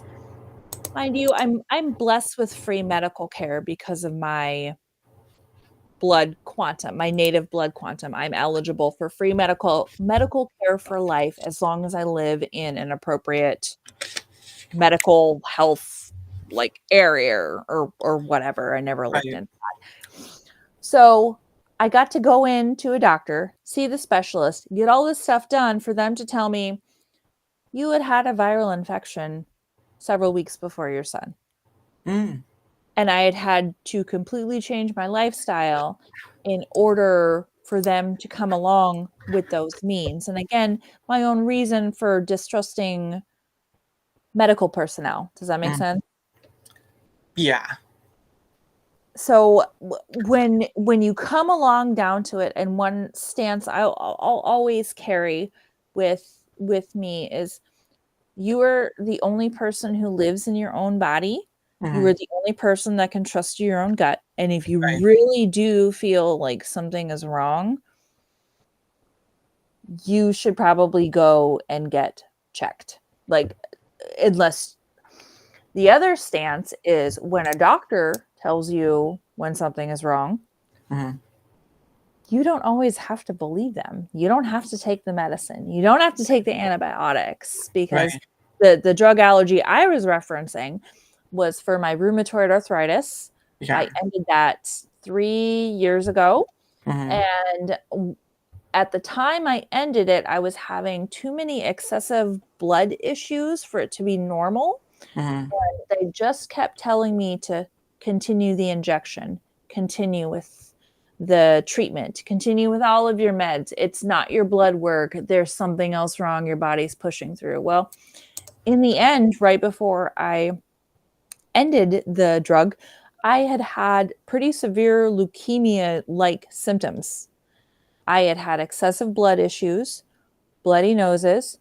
I had soft tissue sores inside my nose, my mouth, and my vagina. And mind you that I've been with my partner, my husband, for 15 plus years by that time, during all the examinations and everything. Like, oh, it could be this, and this. I'm like, it's not. So what are you going to do when the physician you pay to care for you is telling you that You're probably wrong about your body. I'm sorry. But no, I- no. Yeah, no. Also, the funny thing was is you said you weren't going to talk dirty, but you did. Anyway, Vagina, dude. I said vagina. Whatever. I can't poke fun at goodness gracious, can't poke fun at a pretty lady. Gosh, what's this world coming to? But anyway, I understand it because a while back I had to get, like, it was last year in February. I got a blood test, right? You know, of course you have to get that once in a while, and of course came back that I had high cholesterol. Now, obviously, I was told by my mom that on her side of the family, my family members have issues with high cholesterol, which is understandable, whatever. But at a certain point, my doctor was like, either you do this or medication. I'm like, oh, well, I'd rather do the other stuff. So I went to the dietitian. I'm following stuff like, there's certain pieces of, certain meats I can eat, certain foods I can eat. So I'm just trying different things, but I've been staying within the course. Now, obviously, I'm not perfect. I have eaten out. I have faltered and failed, but I'm trying more than not. I'm also doing like intermittent fasting, but I'm trying more than not to get past this point, because from the first time I took it to the second time I had to get the blood test, I was down by 30-ish points from the last time they took it. So I was like, that's great. But it's like, it's still too high. But, they keep having this discussion about taking medication. Like, look, I'm proving that I'm getting it done. Right. So I just got done with the one, what was it, in April? Yeah. Oh, gosh. Yeah. Lunging for sure. They're gonna start calling me this. Yeah, whatever, Phoenix. But I was not you, Phoenix, the other one. PE. But I went back. Sorry, I went back, and so my last, the one previous had ended at 313. Right, that's still high. I came back in April, 295, and I was like, that's great. And it's like, that's still too high. That's still too high. I'm like, look, dude, I am showing you, even if it's not like huge margins like the last one, I am showing you I'm going down. Do I still have issues? Yes. Do I still have a stomach? Yes. But the point of the matter is, I'm showing you I'm getting down. I'm getting down better than my parents are. Well, at least my mom is. All the Phoenix, yeah, it's right. But my thing is like, and I put up a short too with I've put up a short too with. Oh, I don't think I've done it. No, I did put up a short with two of Patty Parlor, where I was talking about, like, are doctors really trying to help you, or is it just a band-aid? And it's like, well, there has to be some doctors out there that are trying to get better. You're right. There are people who spoke up during C-19 or whatever. The issue of it is, though, is who's in it for the money. I mean, I don't feel like my doctor is one of those doctors just in it for the money, because he does have a conversation with me after whatever. But it's like, it does feel like you're gonna regret it. If you don't do it now, you're gonna regret it later. Like, look, I have to live with that regret. All right, I want to do what's I want to do what's better now, the natural, healthy way. Because once you start taking these medications, you have to take it for the rest of your life. Was not hyperthermia, but the Hypothyroidism. Hypothyroidism. You take that medication, you have to take it for the rest of your life. And you could there is a way to do it without the medication, but it's a very strict diet. Very strict diet. But let me my sister, I'm sorry. No, you're good.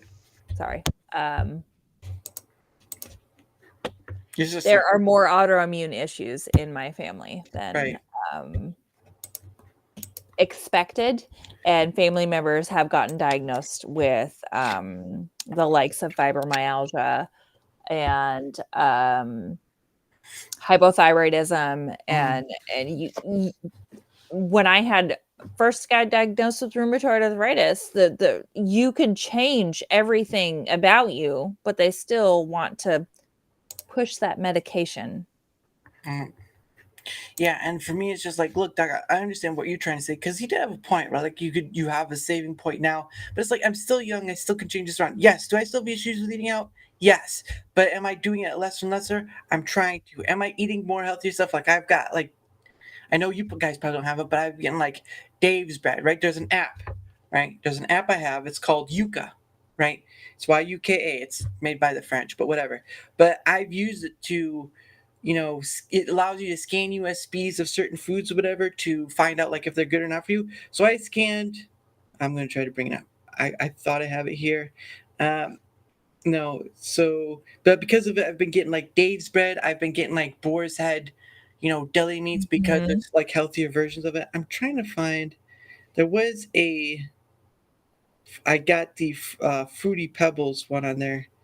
Uh, What? There's a Fruity Pebbles? What? I'll show you in a second. I'm trying to find the fruity pebbles. Oh, here it is. So this app called Yuka that I was telling you about, right? It looks like a carrot on the iOS app, but this is what it does. This is what it does. It scans and Oh, it tells you the grading of it. Now we can go. Now, what do you think of fruity pebbles is the most hazardous? sugar and chemical additives. Chemical additives, but what chemical additives? Probably red dye, probably green 40, and All of them. gosh, All the uh, colorings. probably yeah. And All and the fun, colorings. weird fact, my son was actually fairly allergic to red dye 40 when he was a baby. Yeah, it tells you right there. All the food coloring is hazardous to your health. And Mhm. that's in the cereal for kids. Yes.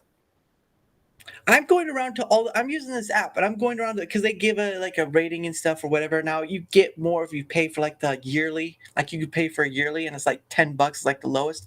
But the thing of it is, right, I can go around like Deli Classic, right? Like the Deli Classic here. So this is Deli Classic style of There we last, go. right? Oh, the pickles. Yep. That right there shows you what's the most hazardous part about it. Oh, well, sodium benzate and the other one underneath it, those are preservatives. So it just depends on how much you have them in moderation. Yeah, texturizing agent is what the polyoxyethylene or whatever it is. But the thing of it is, right, is that these things are bad for you. 90% of what's in the 48, right? Because I'm not going to say like Alaska's a totally different subject, but the grocery store, whatever. But in the grocery stores we have here, right, 90 probably like 95 to 98% of the stuff is there to kill you. Yep. Basically, That's any grocery store though. yeah, well, yes, any grocery store, but I'm saying just in the general grocery store, not like a farmer's market, that's totally different. But in a general grocery store, 95 to 98% of what food is in there is there to kill you, Mhm. right? I mean, but and using this app has like opened my eyes, like, like eating out is just as bad for you, but you can do that in like different ways. You can take stuff off. You can completely take like when I go to Burger King, right, and it's very little, I would take out the mayo. I would probably just put like lettuce on my burger and that's it. So, but the thing it is, when you use this app in your grocery store and you just start checking stuff out, you're just like, what the hell I've been eating for the past year? Like the candy, like the majority of candy in a grocery store, not good for you. Mhm. Majority of the soda, not. See you later, mediocre girl. Hope you have a good one. Yeah, and again, it's called YUKA, and it looks like a carrot, either iOS or Android. It was made by some French people. It's independent. It's not. They don't. No brand pays for it. They're not paying for like whatever. Any brand, Fruity Pebbles, whatever you think of it, they're in there. When I lost my sparkling wit, I don't know what that means. Is sparkling water or something like that? But it's just like when you go over this stuff in a grocery store and you start seeing like even deli meats, right? A majority of deli sodium benzoate or no sodium phosphate, really heavy one, not good for you. If of course, like you said, eating in moderation. But again, it's just like when you start going into this stuff, when you start trying to take care of your health, right? When you know your body, as you stated, and you start taking better care of your health, you start being able to get away from having these doctors try to push stuff on you that you don't need. I'm not telling you shouldn't listen to the experts. I'm not a doctor. I don't want you coming back to me later saying, but you said, I'm like, no, no, no. I'm not a doctor, so don't listen to me. I'm just saying do your due diligence because your health is not your health is on the line, but that's in a different circumstance. But your health, if you're watching this later on, your health is on the line. If you don't take care of it, then it's your fault you die early. I'm just gonna say that right now. It's my fault too, right? Like I I keep falling into the fast food trap, and I hate it. I hate it so much. But at the end of the day, I'd rather keep fighting it, keep fighting this horribleness, than rather just give up and just continually eat fast food. Because again, I tried. There's a where I live, near where I live, there's an Irish pub, and Okay. I try to make it as I'll I'll DM you what it's called later because I'm not gonna dox myself that much, but it's a true to do Irish pub. The owners try to make it as authentic as possible, but I try to make that at least my once a week sort of eating out. But I still fall into the eating out beyond that point. Like I had Taco Bell today, not good for you at all. But I still did. It's I, so good though. It's I like crack. Krispy Kreme is crack. All right, that's what Krispy Kreme. Yeah, no. To me it is anyway, but the point of the matter is, like, if you don't take care of your health, no one's going to do it for you, and you're going to let doctors Mhm. do it for you. Why would I want a doctor, which he's not my doctor's not a bad guy, it's just like they push this stuff on you, the medications, whatever. It's like when you can find out, when you can experiment, right? Experiment on the foods you eat, like what feels good after, what doesn't feel good after. Look, I know some people get rid of breads for the dietary. I eat some like Dave's bread because of the fiber and stuff, or the other stuff that comes with it. I'm not. It's expensive bread, but at the end of the day, I'm paying for my health right now. Where later I could be paying it like 3 to 4 times more. Yes. That's the difference. That's the difference. I try to go for a walk like 30 minutes a day because that's what the dietitian said too. So it's like I do these different things to try to stay in line, at least to try to get there, because I didn't know before. I didn't know my options. Once I was showed the options, I was like, got to do this, because I do not want to go. I have to go back in August, end of August, to get another blood test. And I'm like, I do not. I have to keep proving to them I'm going down, even if it's just by a few points, because otherwise, if I don't, they'll be like, oh, well, you just went up. So that means that, like, no. Once you get started on this medication, you have to be on it for the rest of your life. And I do not want to be in that position. It's a fight for my life, basically. It's a fight for my life because I do not want to be doing this stupid stuff. It absolutely. You are the best advocate for your own health because you are the person that lives in your own body. I Yes. will say that day in and day out because I can tell my doctor, I can make an appointment for an illness and go see a specialist in 10 days, right? Mhm. That doesn't mean the symptoms that I'm experiencing at that moment when I make that call will be the same symptoms that I'm experiencing 10 days from then when I go and see the doctor. Mhm. Yeah.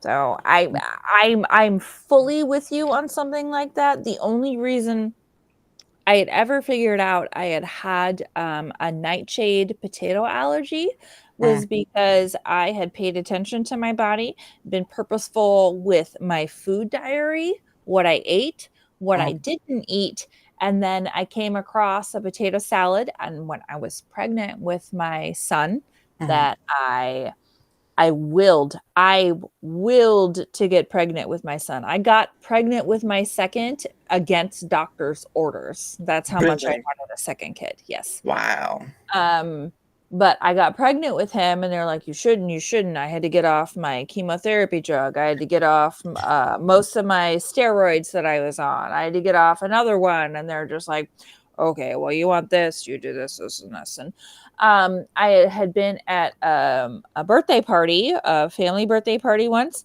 They gave me potato salad. I ate potato salad. I was 5 months pregnant. And then it had set me off. Like, you've had the flu before, you've had the body fuzzies and heaviness and delusion, basically, of a flu symptom, right? Mhm. That's what I had while I was pregnant with my son. I had a 4-year-old at the time. I was the only one home. My husband worked Slope Life at the time. We did Slope Life. And I still had to take care of the family for 3 days while I was trying to be in bed sick, recovering from a potato allergy. So when you come across somebody who is sensitive to nightshades, There are these bugs that eat like potatoes, tomatoes, all this jazz. Like they eat the nature environment. These nightshade plants came along with a defense agent to where if a bug ate the skin or ate a certain part of the plant, they would basically plume up and pop. That's what it would do to my joints. That my joints would inflame so much, I would lose a lot of the elasticity inside of them because my body couldn't process that kind of chemical. It's like solanase or something like that inside it. I have a sensitivity to that sets off my rheumatoid arthritis. Now, once I changed my diet and I had a healthy baby, it's great. He was born at 38 weeks in a day. There was no issue with him. But once I figured that out and changed my diet, it immensely changed how much I ate. You know how many things have potato in them? Have you read a pre-shredded cheese ingredients packet? Like most of the time they will keep pre-shredded cheese gluten-free when they add potato starch as an anti-caking agent.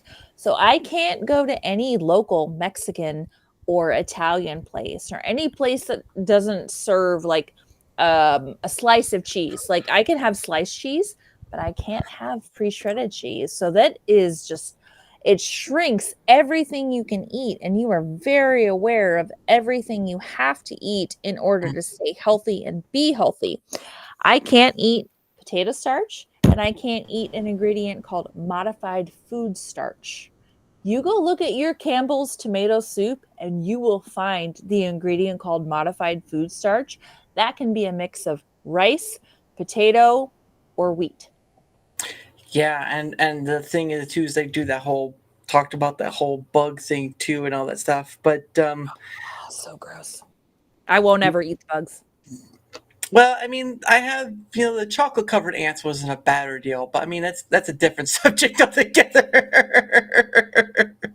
But anyway, it again is the top of the hour because we've had so much fun here. I'm so sorry. Yes, it's your bedtime.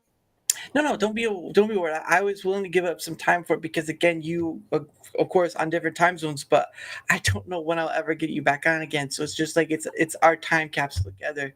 And again, no, I really do appreciate it because again, like you said, your time is precious. You are a mom who you're the whole mom, even though you didn't want to be, but life took you a different course, but you're here and you're dealing with it and you're making with it what you will and you're doing awesome at it. So you're still here. So that's something. At 39, okay? At 39, you're still here. Um, but but yeah, so go ahead and promote your end of stuff. We don't have to go through the whole OF story again. It's okay. Fine. Well, again, my pseudonym is Phoenix. I enjoy keeping a very private life. That's why I keep my personal life and how I advertise very separate. There's a purpose I haven't actually advertised locally, as I choose not to. I don't need people locally asking me about it. My kids don't even know like what my handles are or how I promote or anything like that. They just know mom's on sites, mom does podcasts. This is what I like to do with my free time.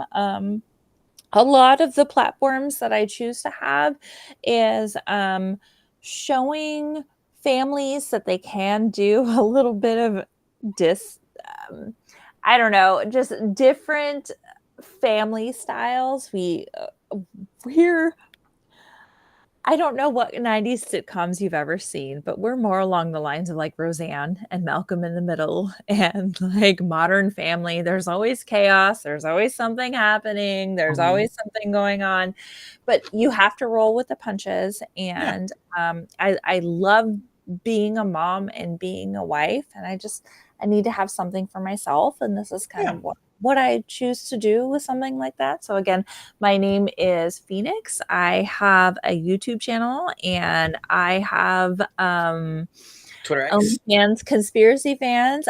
Once everything here wraps up, I can post a promotional link.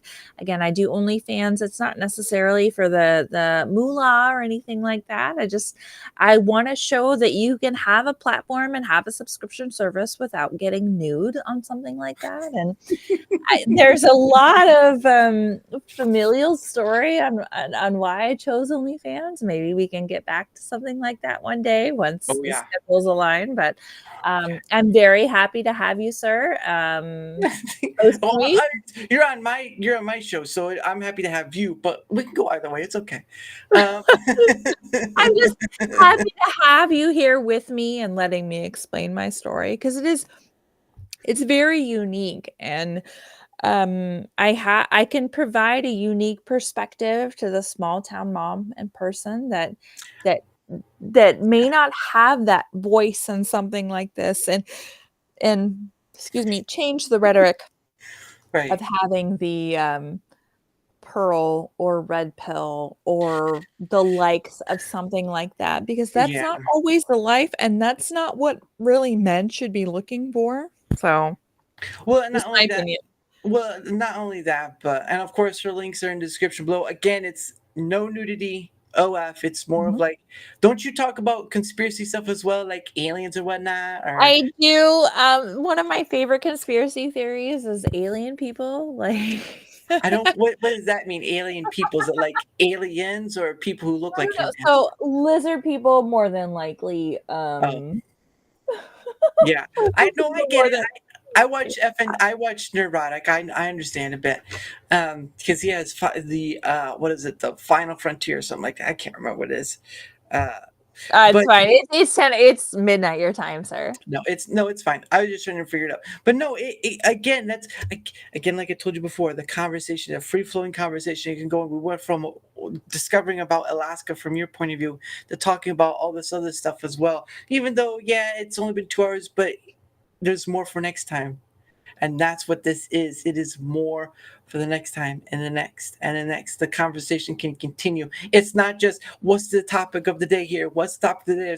Forget the topic. Let's just have a conversation about whatever came in. Because you don't, yeah, I mean, one day I would like to.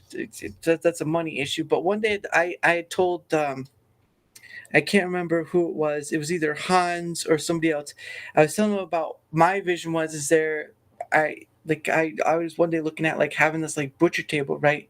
And this it's not like a thin one, it's like a big one, right? You have a butcher table, and you just have like maybe a microphone or two microphones depending on if it's the one microphone that runs or not. But you have people on each side, they're right across from each other.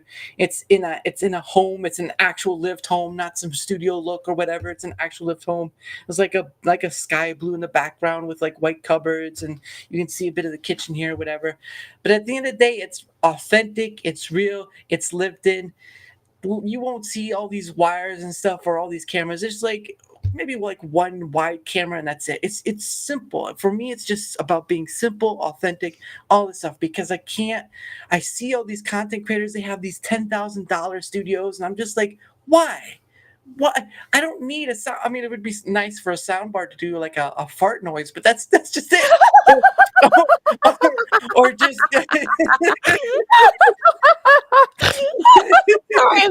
Sorry, I should have muted myself. I start really. My bad. that's that right there. That'd be like Dara's kitchen. Well, it'd still be Darachat, but it'd be like at a home setting, a bit of a very homely setting. You wouldn't see all the technical stuff because it'd be behind the camera. All you're seeing is maybe like a microphone and two people talking right in front. Now, of course, it'd be like a guest house, right? Because if they bring their spouse, whatever, it'd be over there, big enough bed, whatever. But it's not gonna be like Tim Pool's compound. Dear Lord, please forget it. Tim Cass Castle. Yes, it's grown to the extreme, and yes, he has the ability and monetary funds to be able to do that. That doesn't mean that's who he is, and he has grown immensely, and his head has grown with it. Yes, but and that's the thing too. Is like I'm trying to stay humble out of this because I've seen too many content creators. They get into this spiel, right? And you've heard like grifting and shilling and all stuff. I'm like, promote yourself, just promote yourself, because those are just negative connotations, right? Promote yourself. And again, it's about having a conversation about just whatever. I know you had like topics in the background, like, let's talk about this, like, okay. And you just got here and we didn't even get to any of them. But again, that's the whole point. We don't have to have a topic. We can just discuss whatever. I've never talked to someone from Alaska. I've only had the shows and all this other stuff. And to have a real personal perspective, like you're like saying my politics here is bad. The government here is bad. We survive on the oil income, whatever, but that's being taken over by the government and companies. We don't have enough infrastructure, at least make us 50% as good as the 48 states. Like it's just like there's so much more that Alaska could get to make them at least on close to on par, and they don't, because it's so isolated. It's like you and Hawaii are just the outskirt islands, basically, that are considered states. But the thing is, like, that's the discussions that should be had. It shouldn't be about the entertainment industry. Just let it die and make something new. It doesn't have to. Civilizations have come and gone, and we're worried about Hollywood and all this stuff that comes with it.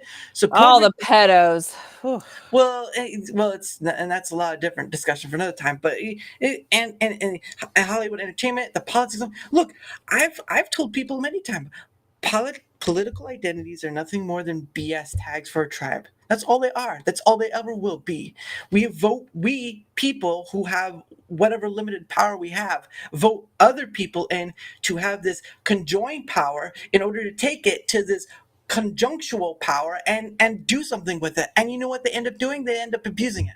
You have maybe like a few little fireflies flying in the wind, and just this, but they can't do very much, right? Like I've told people, this is the last year I'll vote because I don't see a point to it anymore. This is the last what, sir? This would be the last year I vote because I don't see a point to it anymore. Okay. And the issue of it is that, again, we can go back and forth like what the forefathers wanted. Well, guess what? They're dead. They're dead. A constitution cannot defend your rights because all it is telling you what you should have. Guess what? You got to do the other part, which is defend. And a lot of people don't care to defend.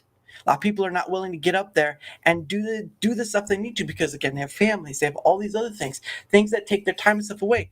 Understandably so. But what's the sacrifice going to take for you to actually do something about change that you keep complaining about? What's it going to take? Because I'm telling you right now, my point of view is this. It would take about 75% of the country to go to the Capitol and just sit there and wait and collapse their own economy. Because that's the only way they're going to listen, right? Either that, you tar and feather, but I don't wish violence on others because, YouTube. So that's just my point of view. You don't have to agree with it or not. But at the end of the day, if you want change, start doing it. Stop talking about it, because talking about it is for the birds. We can have a conversation about whatever and all that stuff to vent and whatever. But at the end of the day, it's either do or die. Because it's not going to change. Your situation in Juneau, it's not going to change unless Alaskans, Alaskans? Alaskans, yes. Alaskans, okay. Alaskans want to change it, and yes, like Phoenix said, you can vote in local elections, whatever, but that's not going to be enough anymore, because voting people in gave them power, or a believed sense of power, right? Because power is whatever you can defend with. Like if you have a bunch of guns, nuclear weapons, whatever you can defend with, that's your power. But then someone else, it's like what was it, Teddy Roosevelt, right? Coming with the big stick. You talk about coming with the big ugly stick or having the bigger stick, whatever. That's power right there. Anything else is just You're tired, sir. No, I'm not tired. I just can't say the words. Juxtaposition. I can't say the word. Juxing it. Whatever. The point of the matter is, those are my thoughts.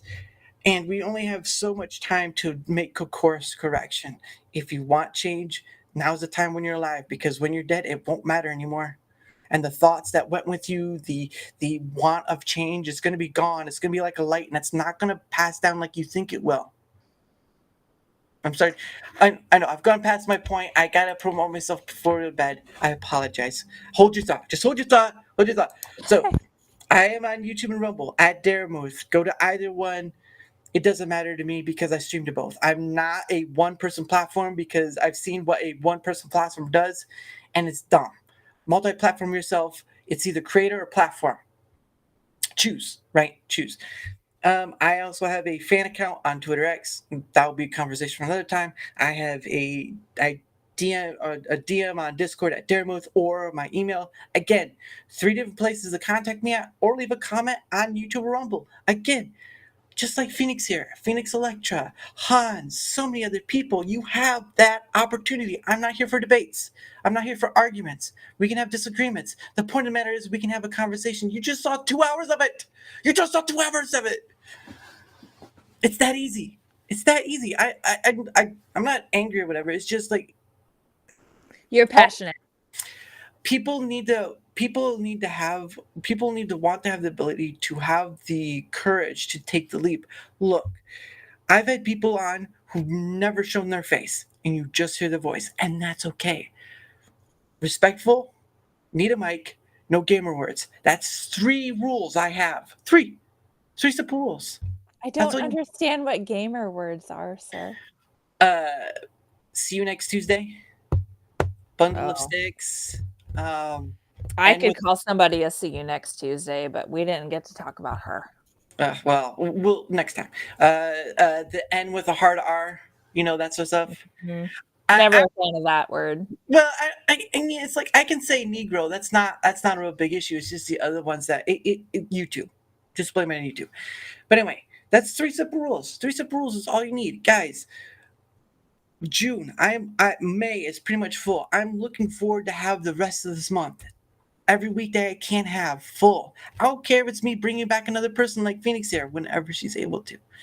I don't care about bringing back Phoenix Electra. I want to try to get more new people on because there's so many people who want to have a I'm not the man on the street type of person, but I'm connected to the internet where there's so many people and there's so many opportunities and there's so many whatever. And a lot of content creators drop them to the side because they're not on the numbers. They're not within the niche or whatever. I don't care. The conversation's there. Let's have it. You just saw 2 hours of it. Oh, and before I end on that ranting, passionate regard, I still have to do the engagement part, which helps in me being seen. Okay, not engagement like that sort of engagement, but engagement. Hello. Yeah, I'm not engaged. I'm married. I know that. All right, come on, it's a joke. Jeez. It's fun that way. But the thing of it is, right? Like, comment, follow, all 3. One of the 3 doesn't matter. Your help helps me get seen that I can have people like Phoenix on, and then whoever Phoenix is connected to can come on, and then the people after that, and the people after that, and the people after that. It's like doing a breaststroke in the pool. You just keep doing it and doing it and doing it. Oh, breast, yeah. I mean, yeah. I'm not talking dirty, okay? It's an actual term. Okay. Breast. Don't get me started. I'm a guy, okay? Don't get me started, please. I like you. I don't want you to not hate me, okay? I don't hate you. I one of the core things I hold with me is I've been talking to men for the last like 25 years. I know how to talk to them and I know how they think, and I really don't give a shit. That's the kind of lady you want to talk to. And that's why you get called beautiful every time. But anyway, well, you're smart too. But that was the secondary part. But anyway, but guys, the engagement helps for me to be seen so that other people come on. Look, you guys benefit mostly because you guys don't do the work, right? Like I try not to. I got other shit to do. I know plus you're a very beautiful lady, so there's less work involved. But I'm talking about me. I put makeup on for you. Like I put makeup on for you, sir. You're beautiful. Thank you so much. You'll see it tomorrow as well. But the point of the matter, I can see it every day, dude. I All know. right. I'm interrupting. My bad. Why do we think We're excited. Yes, we are excited. Well, that's a different kind of excitement. But anyway, the point of the matter is that yes, I will say I do watch my numbers. I will say it's kind of the money thing does kind of play an effect. But at the end of the day, I'm here for this. I'm here for this. It really is the point. All that other stuff. This is the main point. Everything else is a bonus because you don't understand how much people lose out. We can have these fights about men and women and who's the superior, or we can have the fights about politics, all this stuff. But it doesn't mean a god dang thing because you're going to die one day, and it won't matter because you aren't making the change. Fair. Right? Like, how many times have you heard the greatest of poets talk about all of these wonderful things and all this stuff, but they don't do anything about it. They just talk about it. You have to be the change. Yeah, You have to be the better parent. You have to be the better spouse. Mm. You have to be the better budgeter. You have to be so much better at anything now, because ultimately my own belief is, if you want to be a parent, you better give your kids a better life than what you ever had. That I know that's a boomer. I've heard it called a boomer attitude. And I'm just like, I don't think it as a boomer. I think like I had a terrible childhood. Like, couldn't I give my kids a picket fence? Like, we're capable. I'm not renting. Like, you could just go and give your kids a better life and not think about it, or think of it as a level. You know how you go up in levels in life? Yeah, be your best self. Exactly. There you go. But and also the thing too is, right, like, I think in every generation, parents, during the Great Depression, right, there are a lot of parents who wanted to give their kids better and have had to live through the rough times, even now. But now we have technology. Technology is, we create technology is a double-edged sword. Anything humans create has a double-edged sword. Why? Because that's what we are. That's what we are. We're duality. The issue of it is, right, is we've created this technology to be, helpful and elongate. Like, I couldn't do this without technology. I couldn't talk to someone as radiant as Phoenix over here without technology. But Yeah. yeah, but the matter of it is, it's a duality to it too. You already see the stuff about AI stuff. You already see that going out there about, humans using technology to want to separate more and more, because again, you have both sides acting very against each other because they think to believe here. I'm here to tell you this. Without each other, we're not going to make it. Yeah, there are a lot of people. I agree. Well, there are a lot of men and women out there, and maybe it could be more women or whatever, but at the end of the day, you have a lot of men and women out there who have a superiority complex. They grew up their environment, that environment gave them that, whatever it may be. The problem of it is that we aren't willing to step back and have a conversation about it and work through the process, because at the end of the day, you're either going to be the change or you're not. And it takes Okay, sure. action, and yes, ma'am. It's going to take actions, not words, to do that. You So don't like that. I catch you off guard with that. I'm sorry. at least you aren't calling me something like dirty under the table or something. That'd really be something else. But anyway, guys, it is late for me and I've got to get up in the morning. But I do want to thank you, Phoenix, for coming on. I know your time is valuable, like ours are, but yours is more valuable because you're in Alaska and there's a lot more demanding of you there. So The time difference is always an issue. Like, they want me to go on first thing in the morning, or they want me to go on late at night for them. And late at night for them can be like 10 o'clock or anything like that. So it's managing, but hey, I am the stay-at-home parent. That's what I do. So there you go. Look at her. She has a smile on her face and she's about to slap some chickens. But anyway. I already made chicken noodle soup for dinner tonight, so that was already right there. I was too late for that one. She already killed the chicken anyway.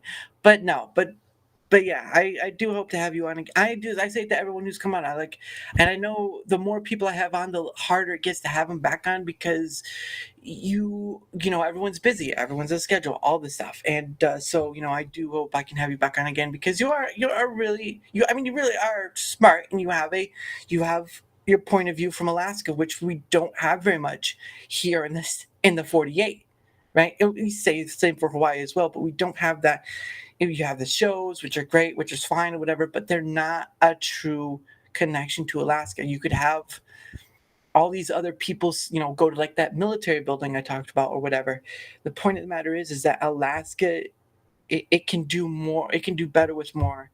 And the technology, would be great if technology was better up to allow them at least to have some comfortability that they wouldn't have to have one-way roads, that they wouldn't have to wait hours for whatever. It could be lesser time, not like right away, because that's a totally different other story. But that it can be, and who knows, maybe Alaskans will have to do it themselves, but at the end of the day, I think they do deserve a little more than just, oh, they produce oil, that's great, get it from them. Oh, hey, Stuff Central. But anyway, guys, that will be it for tonight. Of course, all of our links will be down below for both YouTube and Rumble. Go and check them out. Again, it's a no nudity OF, so don't go pointing fingers and like, oh, he brought an OF person. I was like, yeah, but she doesn't do that, and also she's pretty, so why not? But I've had those questions before, like, why don't you take your shirt off? And I'm just like, she looks. no. She has a. Why would you look at that when she has a pretty face? Come on, guys, come on. They want to see the face. They want to see the behind too. Oh, really? You know what? I'm not going to say another word because I could get myself in a trap with this one. So. I'm just saying there are some, I don't point them out for this, but like there are some really weird messages I get on OnlyFans. Just, I try to be polite. I really do. I've only used the block button like 3 times to refund them their money, like with their incessant whatever. Like, Yeah. it's a $5 a month charge. I know it's something that everybody else can kind of do and be like, oh, like Adam and Lena and whatever, they do the 5 months with the $5, the interviews and all that jazz. It's irony for me to have an OnlyFans. Like, it's irony for me, and I am an anti-statistic. I've talked about this before. We can go in more in detail later on, but I am not who I should be from the childhood I had. Yeah, So. that just shows what kind of a miracle you are. So, but look, I'm a guy. I'm simple. All right, I'm pretty simple. I'm not good. Well, I appreciate you having me on, sir. Well, You're gonna laugh every time I say that too. I feel so old at the end of this. It feels like I should have my senior discount at IHOP. Yes. But anyway, guys, thank you. Thank you for being here. Oh, that's right. Tomorrow. I've got someone on tomorrow, so I got to put that out. I plan to put this whole schedule on Twitter X, but I've got to do here. So it is already tomorrow anyway. But later today at 8 p.m. Eastern, which would be 4 p.m. your time, I will be on with a lady called Yarn Witch, and she's sort of someone I met through Tomby, UK guy I've had on, DJ Smoo, who's from Germany, who I've had on. So I've had people from all over. Australia was probably the farthest, but yours are probably the coldest. So I've not had Russian yet, but we'll see. But yes, she will be on at 8 p.m. Eastern, 4 p.m. your time, and who knows what we'll say. I am Russian, sir. Yeah, you're Russian to a lot of things, aren't you? Easiest fun to make. Anyway, guys. So yeah, don't. I will make sure to put that stuff up later. I'll do the thank yous, but I'll put up the links after I get back from work tomorrow. So I know it's gonna be a thing. I'm really good at catching people off guard. So just you're pretty enough to catch me off pretty easily. But anyway, just so I don't keep. Oh, you did have. Yes, I had Putinbot, but he's not really Russian. He's a southern guy. So what's wrong with you? Okay, I'll let you go to bed. I need to eat. It's 8. I need to tuck my kids in. Oh my gosh. Yeah, so you do need to tuck your kids in. Otherwise, I'm going to get in more trouble and you're going to slap me across the face. So anyway, guys. I will not. Oh, well, thank you. I appreciate that. I will be very nice about what I say after. But anyway, so again, all the songs I play are by Pogo. He doesn't copyright stuff, so I enjoy his music and it's safe to play. So this song, I always play at the end. And don't forget to mute your mic during. Yes, sir. Thank you for having me. You're welcome, ma'am. But anyway, One Day With You by Pogo. Have a great one, guys. See you tomorrow. Bye.